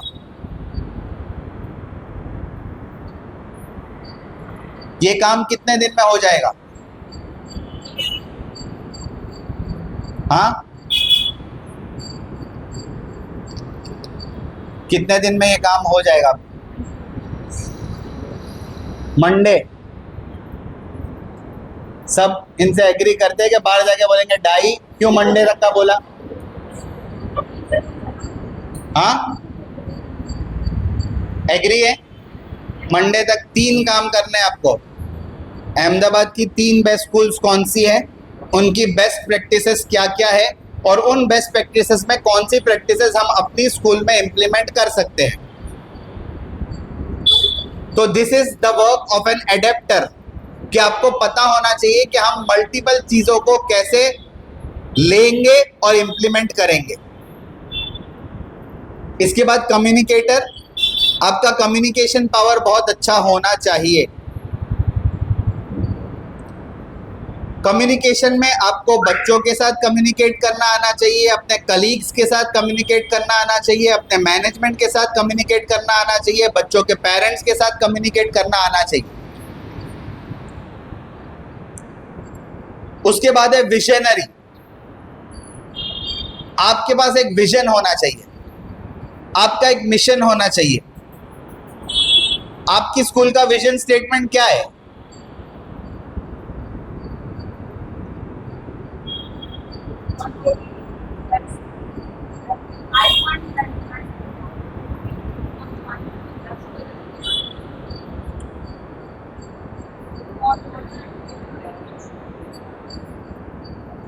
विजन स्टेटमेंट है, कोई स्कूल का नहीं है? कहाँ? नहीं सुनाई दिया। कितनों को याद है vision? Modern education with Islamic education atmosphere, modern education with Islamic atmosphere. कितनों को याद है ये विजन स्टेटमेंट? और आप कितना इस बात का ख्याल करते हैं कि आपकी टीचिंग हमारे विजन स्टेटमेंट के साथ अलाइंड है?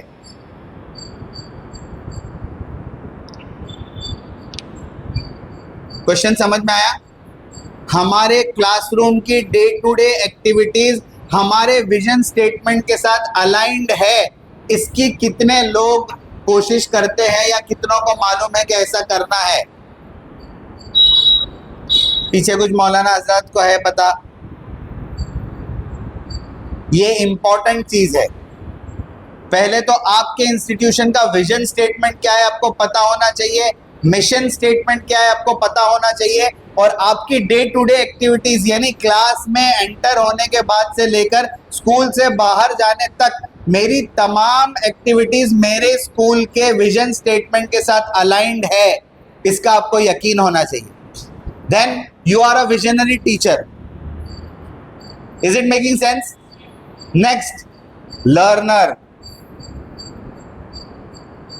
अगर 21st सेंचुरी में एक अच्छा टीचर आपको बनना है तो लर्निंग एटीट्यूड आपका कभी खत्म नहीं होना चाहिए।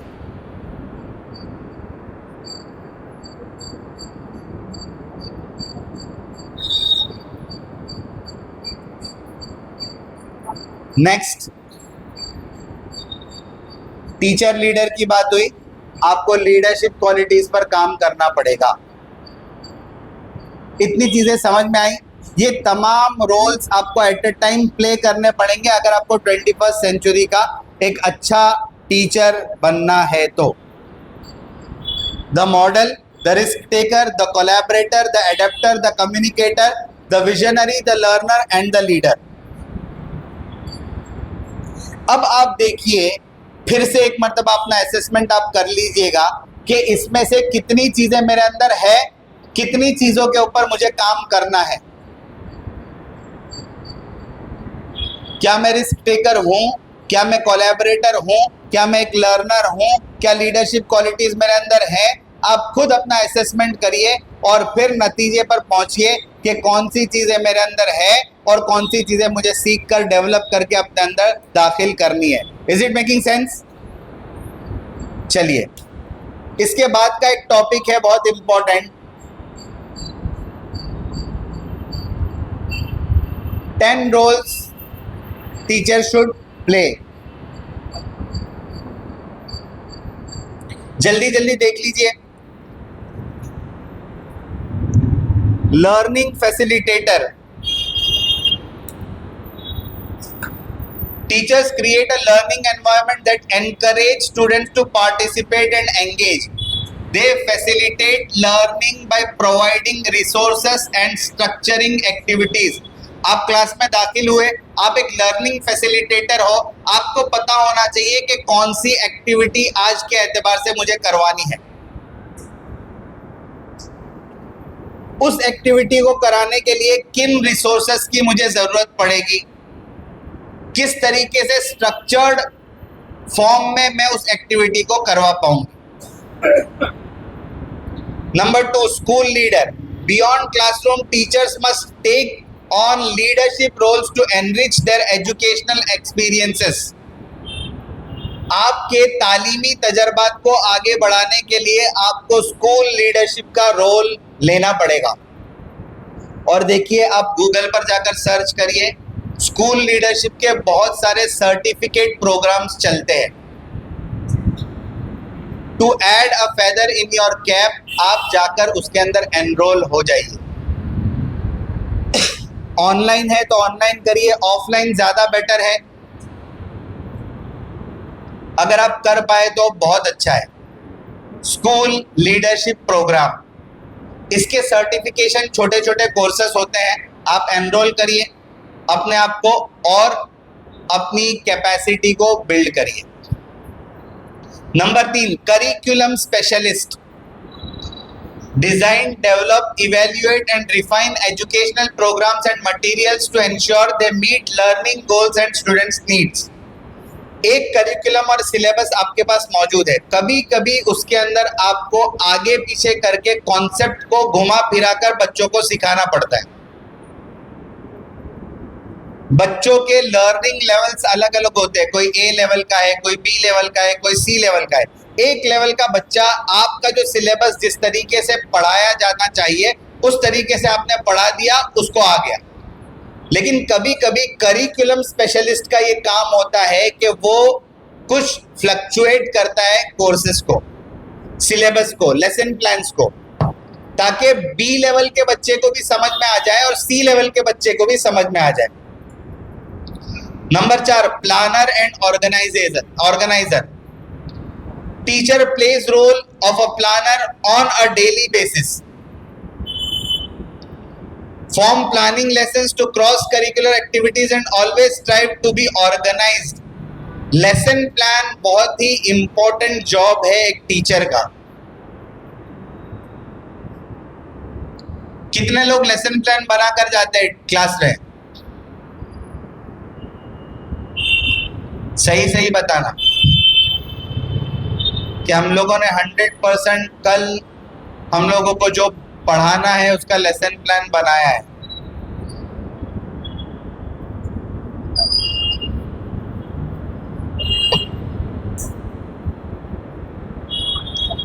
अभी रिवर साइड स्कूल की जो बात हुई, हम लोग उसको विजिट करने गए थे। जब हम लोगों ने उसको विजिट किया तो एक टीचर था, उनको हमने पूछा कि भाई ये river side school one of the best school क्यों है? तो उन्होंने एक अजीब बात बताई। बहुत सारे रीजंस थे, लेकिन एक रीजन उन्होंने बताया, फॉर एग्जांपल उनको कल गैलेक्सी का लेसन पढ़ाना है। गैलेक्सी यानी साइंस में गैलेक्सी का लेसन अगर टीचर को पढ़ाना है, तो उनका ये कहना था कि भाई कल अगर गैलेक्सी का लेसन पढ़ाने के लिए हम लोगों को क्लासरूम में अगर एंटर करना है तो आज रात को 12 बजे तक इंटरनेट पर गैलेक्सी से रिलेटेड जितनी अपडेटेड इंफॉर्मेशन होगी वो सब कलेक्ट करके हम लोग क्लासरूम में पहुंचेंगे। समझ में आई बात? क्या कल मुझे गैलेक्सी पढ़ाना है तो आज रात को 12 बजे यानी तारीख बदलने से पहले लास्ट मोमेंट पर जितनी गैलेक्सी से रिलेटेड अपडेटेड इंफॉर्मेशन मार्केट में मौजूद है, इंटरनेट पर मौजूद है, उसको मैं कलेक्ट करूंगा और वो लेकर क्लासरूम में जाऊंगा। हम में से बहुत सारे लोगों का ये हाल होता है कि क्लासरूम में जाकर पता चलता है कि आज तो ये लेसन है, राइट और रॉन्ग, आज तो ये पढ़ाना है। बोलो ना, हम लोग को पता ही नहीं होता है कि क्लासरूम में जाकर पढ़ाना क्या है। लेसन प्लानिंग तो बहुत दूर की बात है। तो आपको अपना असेसमेंट कर रहा है कि भाई मैं फुल्ली प्रिपेयर्ड क्लासरूम में एंटर होती हूं या नहीं। और अगर कोई टीचर क्लासरूम में जाकर ये देखता है कि मुझे आज ये पढ़ाना है, इसका मतलब ये है कि 5-10 मिनट क्लासरूम का टाइम उसको जाया करना पड़ेगा पढ़ाने के लिए। और क्लासरूम का टाइम जाया करने का मतलब ये है कि आप सिर्फ अपना 10 मिनट वेस्ट नहीं कर रहे। 40 स्टूडेंट्स अगर आपके सामने बैठे हैं तो कलेक्टिवली आपने हर स्टूडेंट का 10 मिनट वेस्ट किया, यानी 40 स्टूडेंट के 10 मिनट के हिसाब से इतना टाइम आपने वेस्ट किया। Are you getting the point? ये आपको समझ में आना चाहिए कि मेरी रिस्पॉन्सिबिलिटी क्या है और मुझे कैसे तैयार होकर क्लास में जाना है।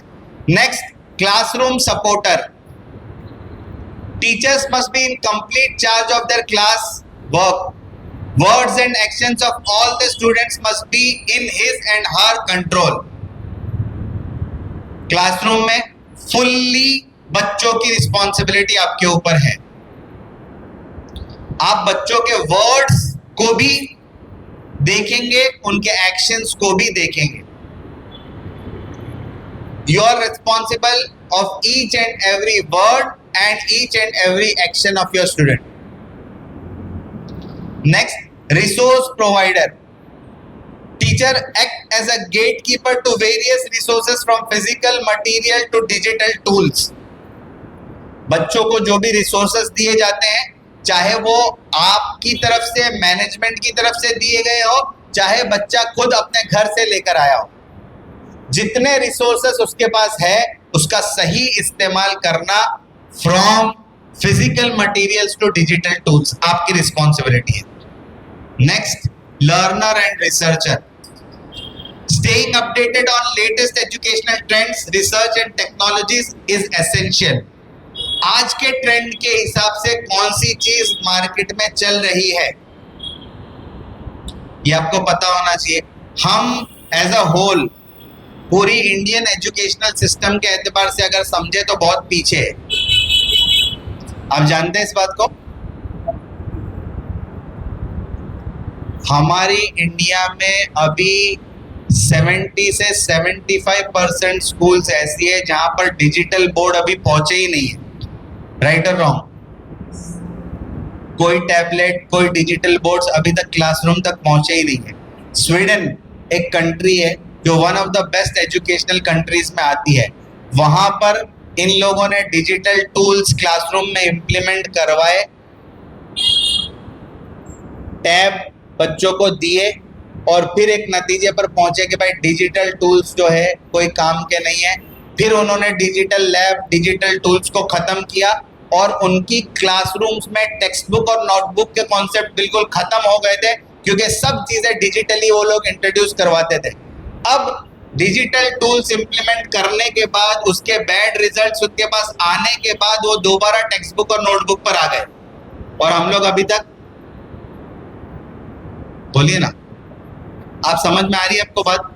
यहाँ पर ये समझाने की कोशिश की जा रही है कि भाई मार्केट बहुत पेस के साथ आगे जा रही है, एजुकेशनल फील्ड में चीजें बहुत पेस के साथ आगे जा रही है।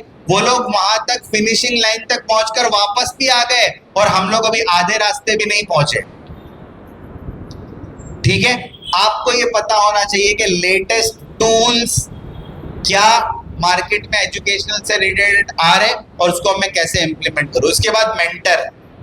Teachers play a pivotal role in guiding students throughout their educational journey and personal development. Mentorship, तरबियत करना, मुरब्बी बनना, ये आना चाहिए. तरबियत is most important and essential things you have to implement in your class. जैसे कि हमारे विजन स्टेटमेंट पे आया कि modern education in Islamic environment, तो इसके लिए टीचर्स का मेंटरशिप रोल प्ले करना बहुत ज़्यादा ज़रूरी है. इसके बाद है मोटिवेटर. बच्चों को चीज़ें सिखाने के लिए, नई चीज़ें देने के लिए मोटिवेट करिए, लेकिन ये उस वक्त होगा जबकि आप खुद मोटिवेटेड हो के नहीं. ये पता चलना चाहिए आपके मोटिवेशन का लेवल क्या है, और आपका मोटिवेशन इंट्रिंसिक मोटिवेशन है या एक्सट्रिंसिक मोटिवेशन है. दोनों जानते हैं आप? इंटरनल मोटिवेशन और एक्सटर्नल मोटिवेशन के बारे में जानते हैं कुछ आप?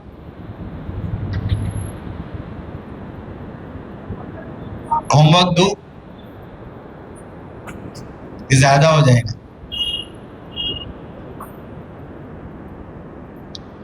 एक है एक्सटर्नल मोटिवेशन. इसका क्या मतलब है?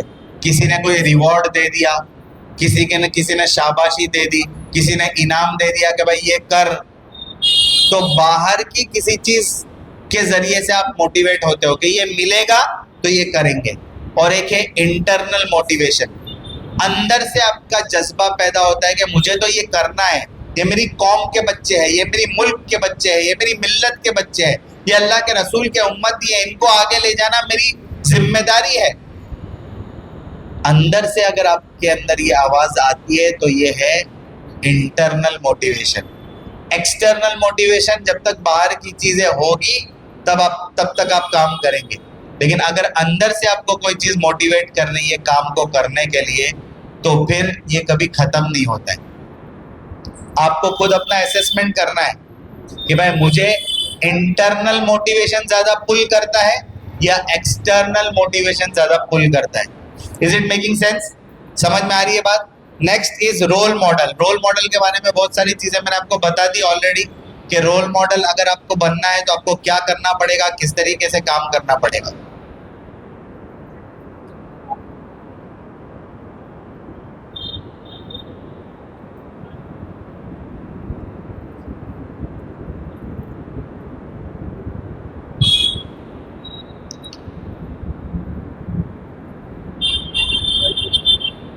टीचर की डेफिनेशन जो मैंने आपको शुरू में मैम ने थोड़ी सी बताई, मैं फिर से एक मरतबा बता देता हूँ. इसको देखिए क्योंकि इंपॉर्टेंट चीज है.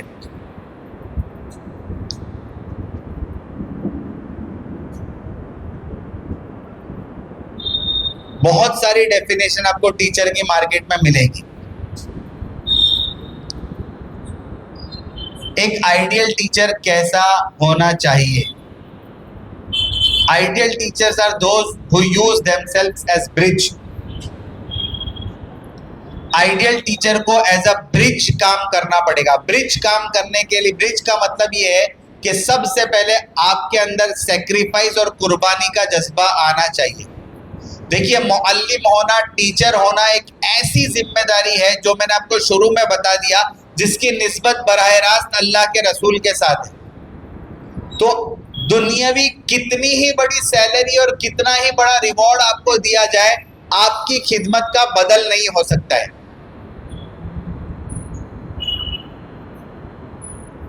आपको ये समझ में आना चाहिए कि अगर मैं एक आइडियल टीचर बनना चाहती हूं तो मुझे सबसे पहले अपने अंदर कुर्बानी का जज्बा पैदा करना पड़ेगा.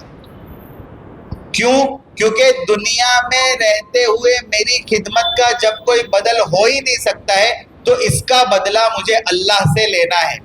और हर वो चीज जिसका बदला आपको अल्लाह से लेना है, उसके लिए कुर्बानी शर्त है, मेहनत शर्त है, मुजाहदा शर्त है, मशक्कत उठाना शर्त है. आप राहत की जिंदगी गुजार कर अल्लाह से जन्नत का मुतालबा नहीं कर सकते. आपको अल्लाह से कल कयामत में किसी चीज का सवाल करना है और अपने आप को कम से कम उस पोजीशन तक ले जाना है कि मैं अल्लाह से कुछ मांगू, तो उसके लिए आपको थोड़ी कुर्बानी देनी पड़ेगी. तो सबसे पहले एक आइडियल टीचर जो है उसको अपने आप को एज अ ब्रिज इस्तेमाल करना पड़ेगा, यानी कुर्बानी देनी पड़ेगी. Number 2, over which they invite their students to cross. ये ऐसी चीज है, जब आप ब्रिज बनाओगे तो बच्चों को उस ब्रिज पर चलने की दावत देनी पड़ेगी। और ब्रिज पर चलने की दावत का मतलब ये है, आपको उनके अंदर क्यूरियोसिटी पैदा करनी पड़ेगी। देखिए, आज हमारी उम्मत में मुसलमानों के बच्चों का हाल ये है कि ना माँ बाप को कोई फिक्र है बच्चों को पढ़ाने की, ना बच्चों को कोई फिक्र है। मैनेजमेंट में मार्केट का ये उसूल होता है कि किसी चीज का जब डिमांड बढ़ता है तो सप्लाई बढ़ती है। तो एक चीज यानी डिमांड मार्केट में मौजूद होता है, अब सप्लाई की फिक्र करनी पड़ती है। लेकिन एजुकेशनल फील्ड ऐसी फील्ड है, खासकर हमारी कम्युनिटी मुसलमानों की एजुकेशन एक ऐसी फील्ड है जहां पर डिमांड भी हमें क्रिएट करनी है और सप्लाई भी हमें करना है।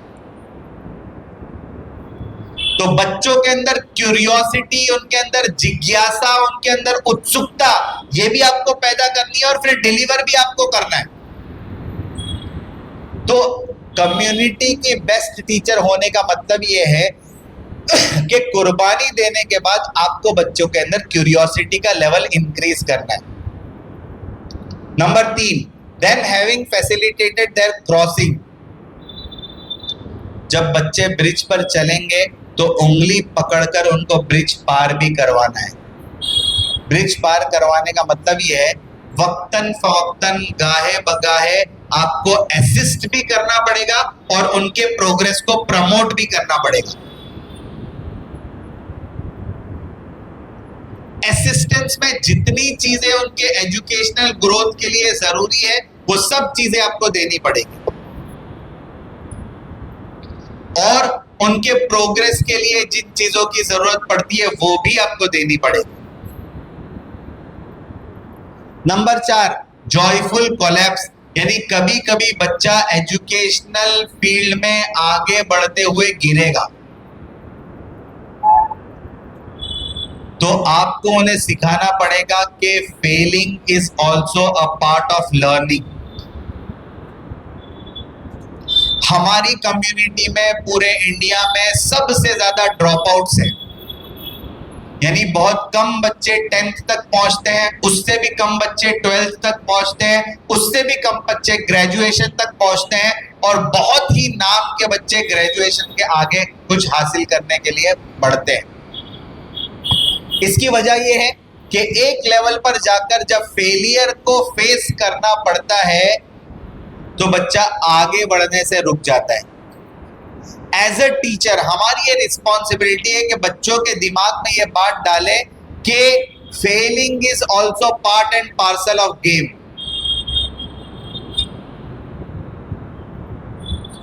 हारना और मुकम्मल शिकस्त हासिल कर लेना, दोनों में बहुत डिफरेंस है। आदमी उस वक्त मुकम्मल हार जाता है और शिकस्त खा लेता है जब वो दोबारा उठकर आगे चलने से इनकार कर देता है, वरना गिरना, फिर उठना, फिर ट्राई करना, फिर गिरना, फिर उठना, फिर ट्राई करना, this is part and parcel of game.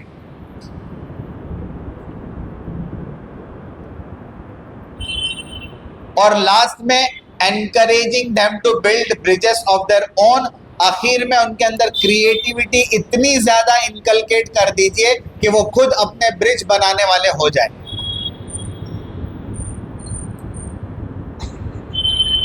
Is it making sense? इतनी बात आपको समझ में आ रही है? You don't have to be great to start, but you have to start to be great.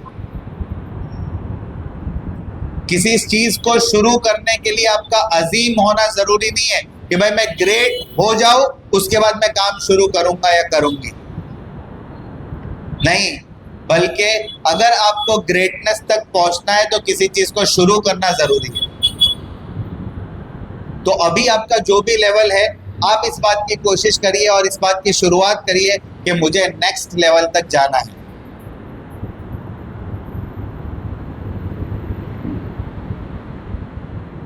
T, जल्दी से देखिए, T, teach with trustworthiness and take professional pride in your work.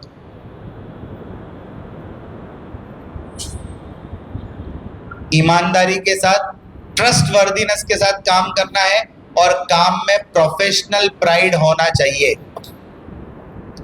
क्या मतलब प्रोफेशनल प्राइड का?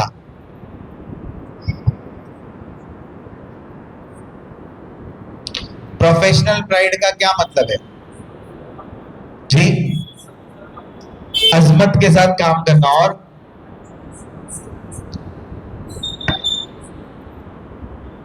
और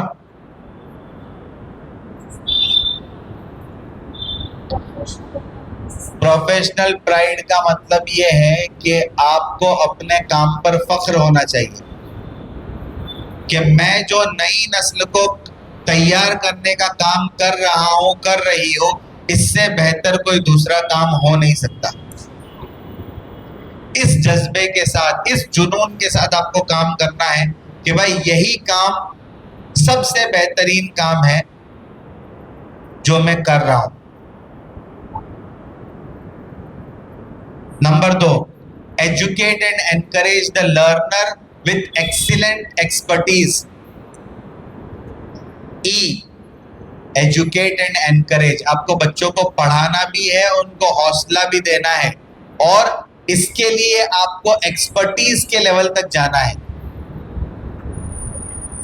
आप अपने आप को इतना तैयार करिए, इतना तैयार करिए कि आप जिस लेवल पर बच्चों को, उस लेवल पर जाकर जब बच्चों को कुछ देंगे, उनके लिए लेने में आसानी होगी। जब आप एक्सपर्ट लेवल से बच्चों को कुछ देंगे, उनके लिए लेना आसान हो जाएगा। आपकी बातों को अक्स करना, आपकी बातों को कबूल करना उनके लिए आसान हो जाएगा। क्यों? क्योंकि आप एक्सपर्ट लेवल से कुछ उनको दे रहे हैं। Number 3, adapt skills, talent and methods to accelerate learners ability.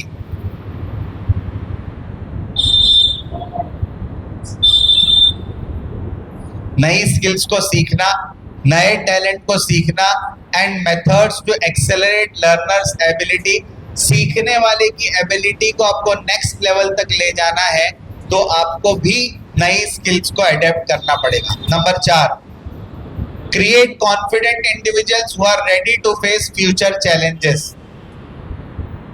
जब आपके कॉन्फिडेंस का लेवल नेक्स्ट पहुंच जाएगा, तो आप उसको अपने बच्चों के अंदर इनकलकेट कर पाएंगे। जब आपके कॉन्फिडेंस का लेवल ठीक नहीं है, तो आप बच्चों को नेक्स्ट लेवल तक ले जाने में कभी कामयाब नहीं हो पाएंगे। Next, help and support in building healthy habits, humanity and harmony. आपको बच्चों की मदद करनी है, उनको सपोर्ट करना है। किन चीजों को बिल्ड करने में? हेल्दी हैबिट्स बिल्ड करने में, इंसानियत उनके अंदर बिल्ड करने में, हार्मनी, भाईचारगी उनके अंदर बिल्ड करने में। नेक्स्ट, एनर्जाइज, फिर से वो चीज आई, energise PQ, enhance IQ, empower EQ and enlighten SQ। चारों चीजों पर आपको साइमल्टेनियसली काम करना पड़ेगा, तो आप एक अच्छे टीचर बन पाएंगे। Last, reform and revive relationship of your students with creator and creation। आप सबसे ज्यादा जामिन इस बात के हैं कि आपके बच्चों का ताल्लुक अपने रब के साथ मजबूत हो, और आप अपने बच्चों का ताल्लुक अपने रब के साथ उस वक्त मजबूत करने में कामयाब हो पाएंगे जब आपका ताल्लुक अपने रब के साथ मजबूत होगा। अगर आपका ताल्लुक अपने खालिक के साथ, मालिक के साथ मजबूत है, तो आप अपने बच्चों का, अपने स्टूडेंट्स का ताल्लुक अपने रब के साथ मजबूत कर पाएंगे।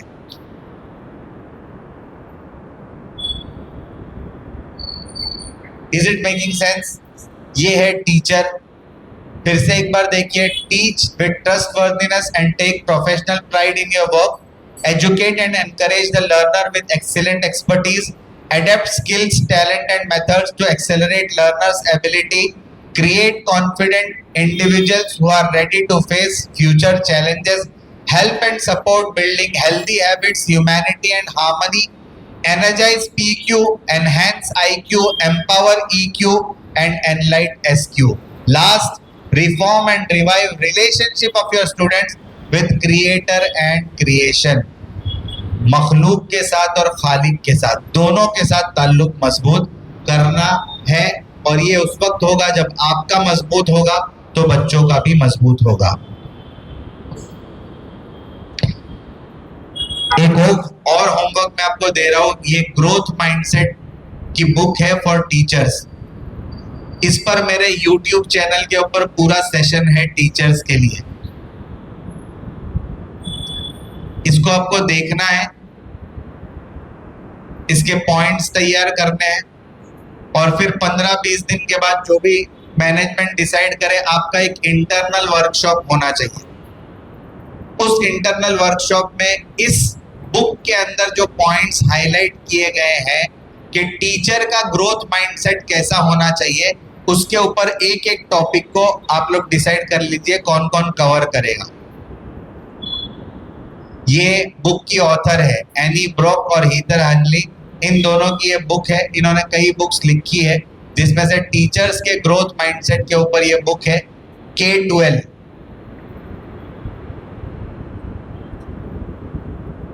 इसमें मुख्तलिफ टॉपिक्स है, ये सब उसके टॉपिक्स है। आपको चैनल के ऊपर सब चीज़ें डिटेल्स के साथ मिल जाएगी। अभी वक्त नहीं है, सिर्फ आप इसको देख लीजिए, और वहाँ से आप पूरी बुक की समरी और किस तरीके से टीचर्स का ग्रोथ माइंडसेट होना चाहिए, उसके ऊपर जो पूरी बात इन्होंने बुक के अंदर की है, वो आपको देखना है और उसको इम्प्लीमेंट करना है।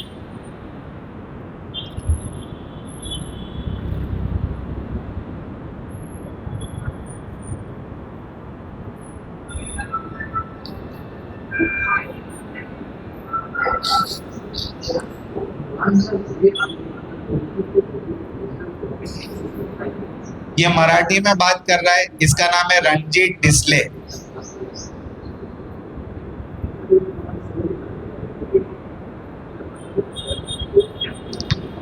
सिर्फ इसको देख लीजिए। अभी 2020 में रणजीत डिसले को वर्ल्ड के बेस्ट टीचर होने का अवार्ड दिया गया। $1 मिलियन अमेरिकन डॉलर यानी 100 करोड़ रुपए का इनाम मिला इसको। महाराष्ट्र के बहुत छोटे से देहात में ये स्कूल चलाता है, वो भी गवर्नमेंट स्कूल। इसने क्या ऐसी चीजें सीखी और अपनी स्कूल के बच्चों को सिखाई कि ये उस लेवल पर जा सका, इसकी डिटेल्ड स्टडी आपको करनी है। हम अच्छे टीचर क्यों नहीं बन पाते? क्योंकि हमारे पास अच्छे टीचर होने के रोल मॉडल्स नहीं है। समझ में आई कि भाई ये भी एक अच्छा टीचर था, अल्लाह के रसूल सल्लल्लाहु अलैहि वसल्लम बेस्ट टीचर। उनकी क्या टीचिंग पॉलिसीज थी, उन्होंने किस तरीके से सहाबा को एक एक चीजें पढ़ाई। पूरा एक सेशन है जिसमें अल्लाह के रसूल की टीचिंग के तरीके बताए गए। फिर कभी मौका रहेगा तो उसके बारे में बात करेंगे, लेकिन आप जाकर खुद उसको तलाश कर सकते हो। और बेस्ट टीचर्स इंडिया में कितने हैं, वर्ल्ड में कितने हैं, वो अपने अपने एतबार से बेस्ट टीचर क्यों बने, एक नमूना मैंने आपको दिया, ठीक है। और ऐसे भी टीचर्स मार्केट में हैं।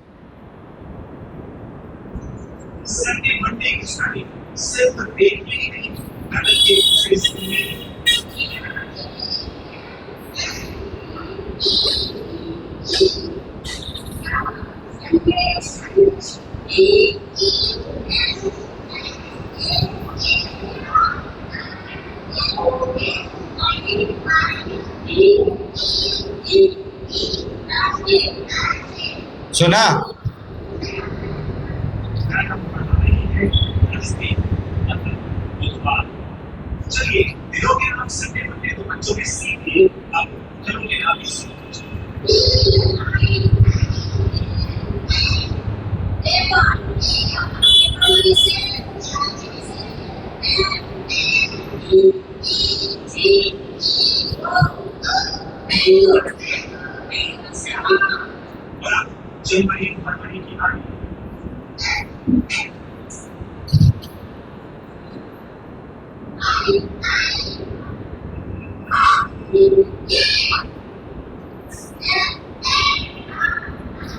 तो खैर बाद में देख लेना जाके। मैं आपको ये बताना चाह रहा हूँ कि चॉइस आपकी है। आपको उस लेवल का टीचर बनना है या इस लेवल का टीचर बनना है? जो क्वेश्चंस मैंने आपको दिए उन क्वेश्चंस को जब आप फिल करेंगे तो आपको एहसास होगा कि भाई हर किस्म के लोग दुनिया में मौजूद है, मार्केट में अवेलेबल है। आपको सुपरस्टार बनना है अपनी फील्ड का या मीडियोकर बनना है? ठीक है। एक बुक है जिसका नाम है डीप वर्क, ऑथर का नाम है Karl Newport, CALNEWPORT।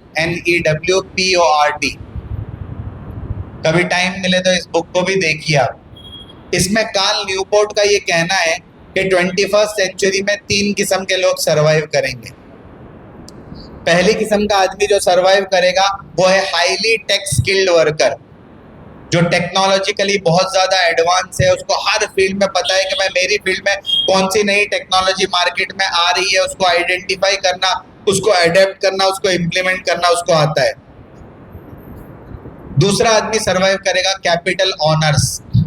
Capital honours का मतलब है जिसके पास पैसे बहुत है, लेकिन पैसे बहुत होना आज के ज़माने में काफ़ी नहीं है। फाइनेंशियल मैनेजमेंट एक मुस्तकिल टॉपिक है। वॉरेन बफेट को जानते हैं?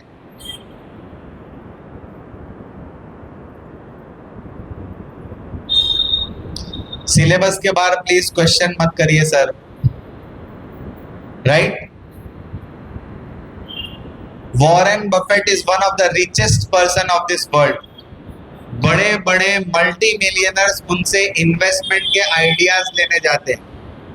उनकी बहुत सारी बुक्स है इन्वेस्टमेंट के ताल्लुक से। खैर, वॉरेन बफेट का एक कोट है, don't pull all the eggs in one basket. ये इन्वेस्टमेंट का एक प्रिंसिपल है, गोल्डन प्रिंसिपल। सुना आपने कभी? क्या मतलब इसका? Don't pull all the eggs in one basket. सब अंडों को एक बास्केट में। अभी अंडे का इन्वेस्टमेंट के साथ क्या ताल्लुक? इनका ये कहना है कि बस आपके पास बहुत सारे अंडे हैं और सब अंडों को आपने एक टोकरी में डाल दिया तो ये रिस्क फैक्टर बढ़ गया, क्योंकि अगर वो टोकरी खुदा ना खास्ता गिरी तो सब अंडे एक साथ। इन्वेस्टमेंट की दुनिया में ये कहा जाता है कि आपको मल्टीपल जगह पर इन्वेस्टमेंट करना आना चाहिए, क्योंकि अगर एक जगह पर अगर आपका रिसोर्सेस कुछ खराब हुआ, आपका काम बंद हुआ, तो दूसरी जगह से इन्वेस्टमेंट आता हो। तो आज के जमाने में सिर्फ पैसे ज्यादा होना ये काफी, आपको इन्वेस्टमेंट, स्मार्ट इन्वेस्टमेंट करना आना चाहिए तो आप सरवाइव करेंगे। खैर, हम लोगों को हाईली टेक स्किल्ड वर्कर से भी बात नहीं करनी है और कैपिटल ऑनर्स से भी बात नहीं करनी है। तीसरा आदमी जो आज के जमाने में सरवाइव करेगा वो है सुपरस्टार। कौन है? And who is called a superstar? जब सुपरस्टार का लफ्ज हमारे कानों में पड़ता है तो बॉलीवुड, टॉलीवुड, कॉलीवुड, हॉलीवुड ये सब सामने आता है। हमारे सेलिब्रिटीज जो है उसको हम लोग सुपरस्टार समझते हैं। लेकिन फॉर एग्जांपल एक सुपरस्टार की बात करें हम लोग, अमिताभ बच्चन, क्यों है वो सुपरस्टार? क्यों है वो सुपरस्टार? 80 साल की उम्र में भी वो यंग एक्टर्स को टफ कंपटीशन देता है। एक केबीसी के एपिसोड के करोड़ों रुपए लेता है। Are you getting the point? वो अपनी फील्ड का सुपरस्टार है क्योंकि वो अपनी फील्ड का बेस्ट ऑफ द बेस्ट है। वो अपनी फील्ड का बेस्ट ऑफ द बेस्ट है, इसलिए वो अपनी फील्ड का सुपरस्टार है। डीप वर्क के ऑथर कार्ल न्यूपोर्ट का ये कहना है कि 21वीं सदी में देर और दूर तक वही आदमी काम करेगा और अपनी फील्ड में सुपरस्टार बन सकेगा जो बेस्ट ऑफ द बेस्ट होगा। ठीक है? आज मीडियोकर लोगों की मार्केट में वैल्यू नहीं है। मीडियोकर यानी काम चलाओ, स्टेपनी। स्टेपनी समझते हो? 4 व्हील गाड़ी के मेन व्हील्स होते हैं। जब भी कोई एक व्हील पंचर होता है तो स्टेपनी को, बोलो ना, स्टेपनी को लगाते हैं टेम्पररी। वो मेन व्हील का पंचर जब बन जाएगा स्टेपनी को वापस निकाल के, तो कोई टीचर नहीं मिल रही थी, अभी जो मिले उसको रख लो बाबा। समझ में आई? ये है मीडियोकर। आपको डिसाइड करना है, चॉइस इज योर्स। आपको अपनी फील्ड का सुपरस्टार बनना है या आपको अपनी फील्ड का मीडियोकर बनना है। और फिर अगर आपने एक बार ठान ली कि मुझे सुपरस्टार बनना है तो फिर किसी वर्कशॉप और सेमिनार की आपको जरूरत नहीं है। आप खुद अपने ऊपर मेहनत करेंगे, आप खुद अपने ऊपर इतनी मेहनत करेंगे, इतना काम करेंगे, इतना काम करेंगे कि आप इररिप्लेसेबल हो जाओ। और देखिए, बहुत फैक्ट बात मैं करता हूं। एक एग्जाम्पल, लास्ट एग्जाम्पल समझ लीजिए। फॉर एग्जाम्पल ये समझिए, आज से 50 साल पहले चले जाइए। कितने साल पहले? 50 साल पहले। उस जमाने में किसी बाप के 4 बेटे थे। कितने बेटे? 4 बेटे थे।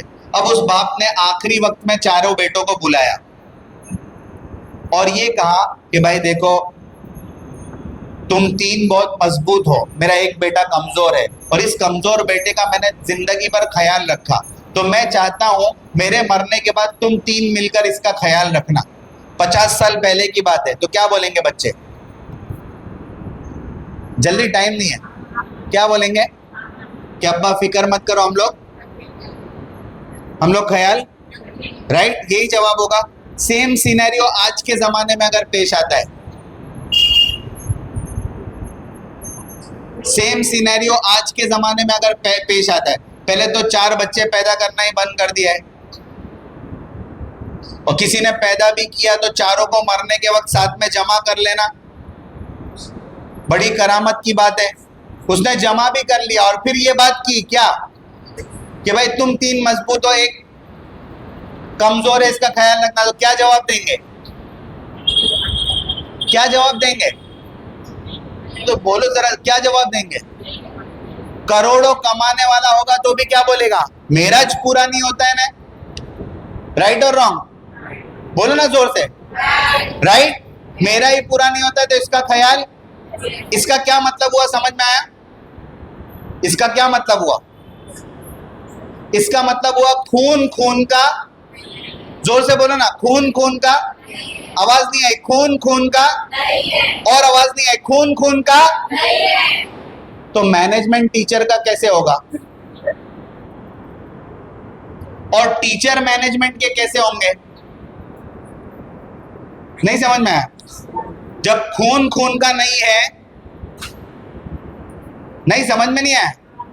जब खून खून का नहीं है तो मैनेजमेंट टीचर का और टीचर मैनेजमेंट के।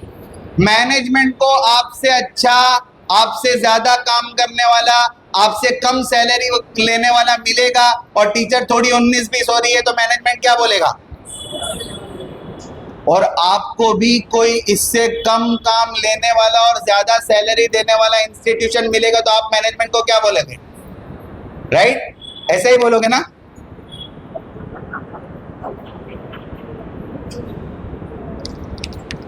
राइट या रॉन्ग? अभी फैक्ट मैंने बता दिया। जब खून खून का नहीं है तो यहां पर अभी मैं मैनेजमेंट से बात नहीं कर रहा हूं, टीचर से बात कर रहा हूं। I am also part of management. मैं टीचर से बात कर रहा हूं। ये जमाना ऐसा ही है, इसलिए आपको इस जमाने में अपने ऊपर इतना काम करना है, इतना काम करना है, इतना काम करना है कि आपका रिप्लेसमेंट मार्केट में नहीं मिलना चाहिए। तो कोई भी मैनेजमेंट आपको हटा नहीं सकेगा। लेकिन ये कब होगा? जब आप उस लेवल पर चले जाओ, जब आप अपने ऊपर काम करो और जब अल्लाह ताला आपको ये सलाहियत दे, ये काबिलियत दे, उस मकाम तक आपको अल्लाह ताला पहुंचाए, तो आपका एटीट्यूड ये होना चाहिए, चाहे दुनिया में आज खून खून का नहीं है, लेकिन मैं आखिरी नबी की उम्मती हूं, मैं लोगों की मदद और आने वाली नस्लों को जरूर तैयार करूंगी। इस एटीट्यूड के साथ आप जब काम करेंगे तो अल्लाह आपको उस मकाम तक जरूर पहुंचाएगा।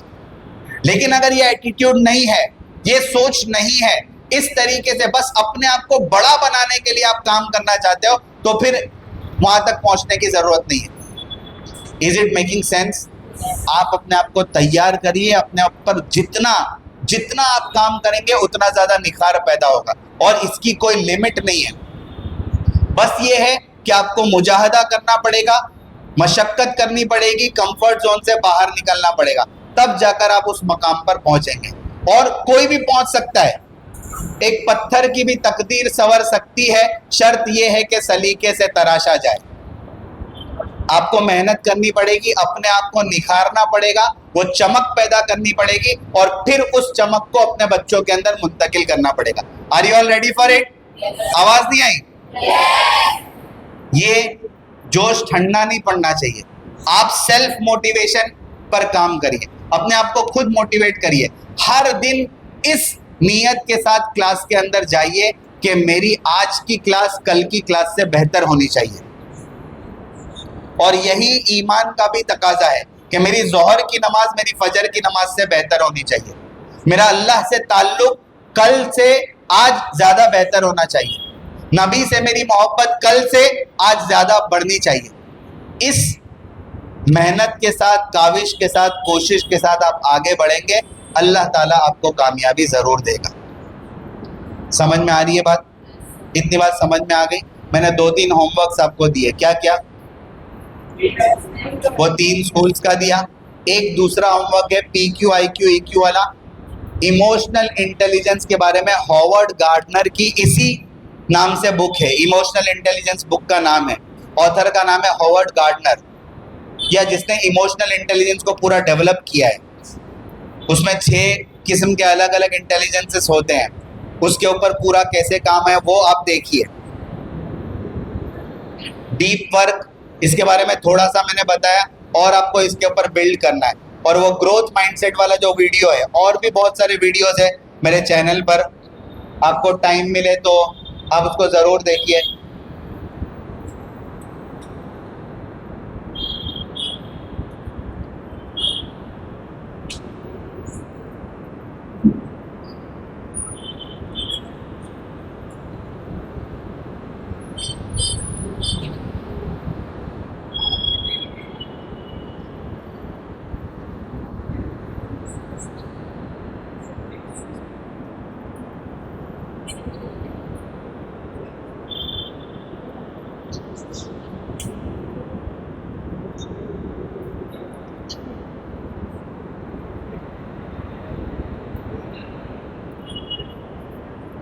इसको आप स्कैन करेंगे तो मेरे चैनल पर चले जाएंगे। वहां पर वो जो बुक मैंने आपको बताई ग्रोथ माइंडसेट, उसको आपको देखना है, उसकी समरी बनानी है, और 10-15 दिन के अंदर एक आप लोग वर्कशॉप अपना करेंगे इंटरनल, और उसके अंदर ये बुक की समरी और जितनी चीजें मैंने आपको कुछ होमवर्क्स वगैरह दिए वो आपस में डिस्कशन करेंगे।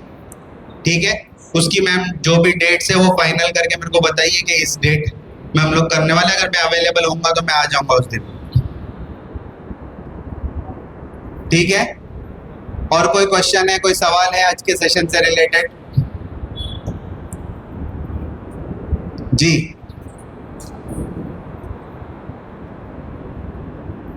ठीक है। वो जो पेपर्स है उसको कंप्लीट करिए जो आपको दिया है, और फिर वो सबमिट करवाइए। थैंक यू वेरी मच, जज़ाकल्लाहु अहसनल जज़ा। मैं एक मरतबा फिर मुफ्ती साहब का, सुफ़ा स्कूल के पूरे मैनेजमेंट का, जमीयत के तमाम जिम्मेदारों का शुक्रिया अदा करता हूँ कि उन्होंने मुझे मौका दिया कि मैं आप लोगों के साथ इंटरेक्ट हो जाऊं। और उलमा हजरात का जो पीछे बैठे हुए हैं, बहुत शुक्रिया, जज़ाकल्लाह। आप लोगों का बहुत शुक्रिया, जज़ाकल्लाह। अल्लाह तबारक व तआला हमारे इदारों की हिफाजत फरमाए, और उसमें पढ़ने वाले बच्चों को, उनके टीचर्स को अल्लाह तबारक व तआला जज़ाए खैर अता फरमाए। और हम जो मेहनत कर रहे हैं हमारे बच्चों को नेक्स्ट लेवल तक ले जाने की, अल्लाह ताला उसमें भी हमें कामयाबी अता फरमाए। अस्सलामु अलैकुम वरहमतुल्लाहि वबरकातुहू। बिस्मिल्लाहिर्रहमानिर्रहीम। अल्लाहुम्मा सल्लि अला सय्यिदिना मौलाना मुहम्मदिन नबिय्यिल उम्मी व अला आलिहि वसल्लम तस्लीमा। रब्बना ज़लमना अनफुसना व इन लम तग़फिर लना व तरहमना लनकूनन्ना मिनल ख़ासिरीन। Rabbi ज़िदनी इल्मा, rabbi ज़िदनी इल्मा, rabbi ज़िदनी इल्मा। अल्लाहुम्मा इन्ना नस्अलुका खैर मा सअलका मिन्हु नबियुका मुहम्मद सल्लल्लाहु अलैहि वसल्लम व नऊज़ु बिका मिन शर्रि मा इस्तआज़ मिन्हु नबियुका मुहम्मद सल्लल्लाहु अलैहि वसल्लम। अल्लाहुम्मा अंतल मुस्तआन व अलैकल बलाग ला हौला व ला कुव्वता इल्ला बिल्लाह। सुब्हान रब्बिका रब्बिल इज़्ज़ति अम्मा यसिफून व सलामुन अलल मुरसलीन वल्हम्दुलिल्लाहि रब्बिल आलमीन।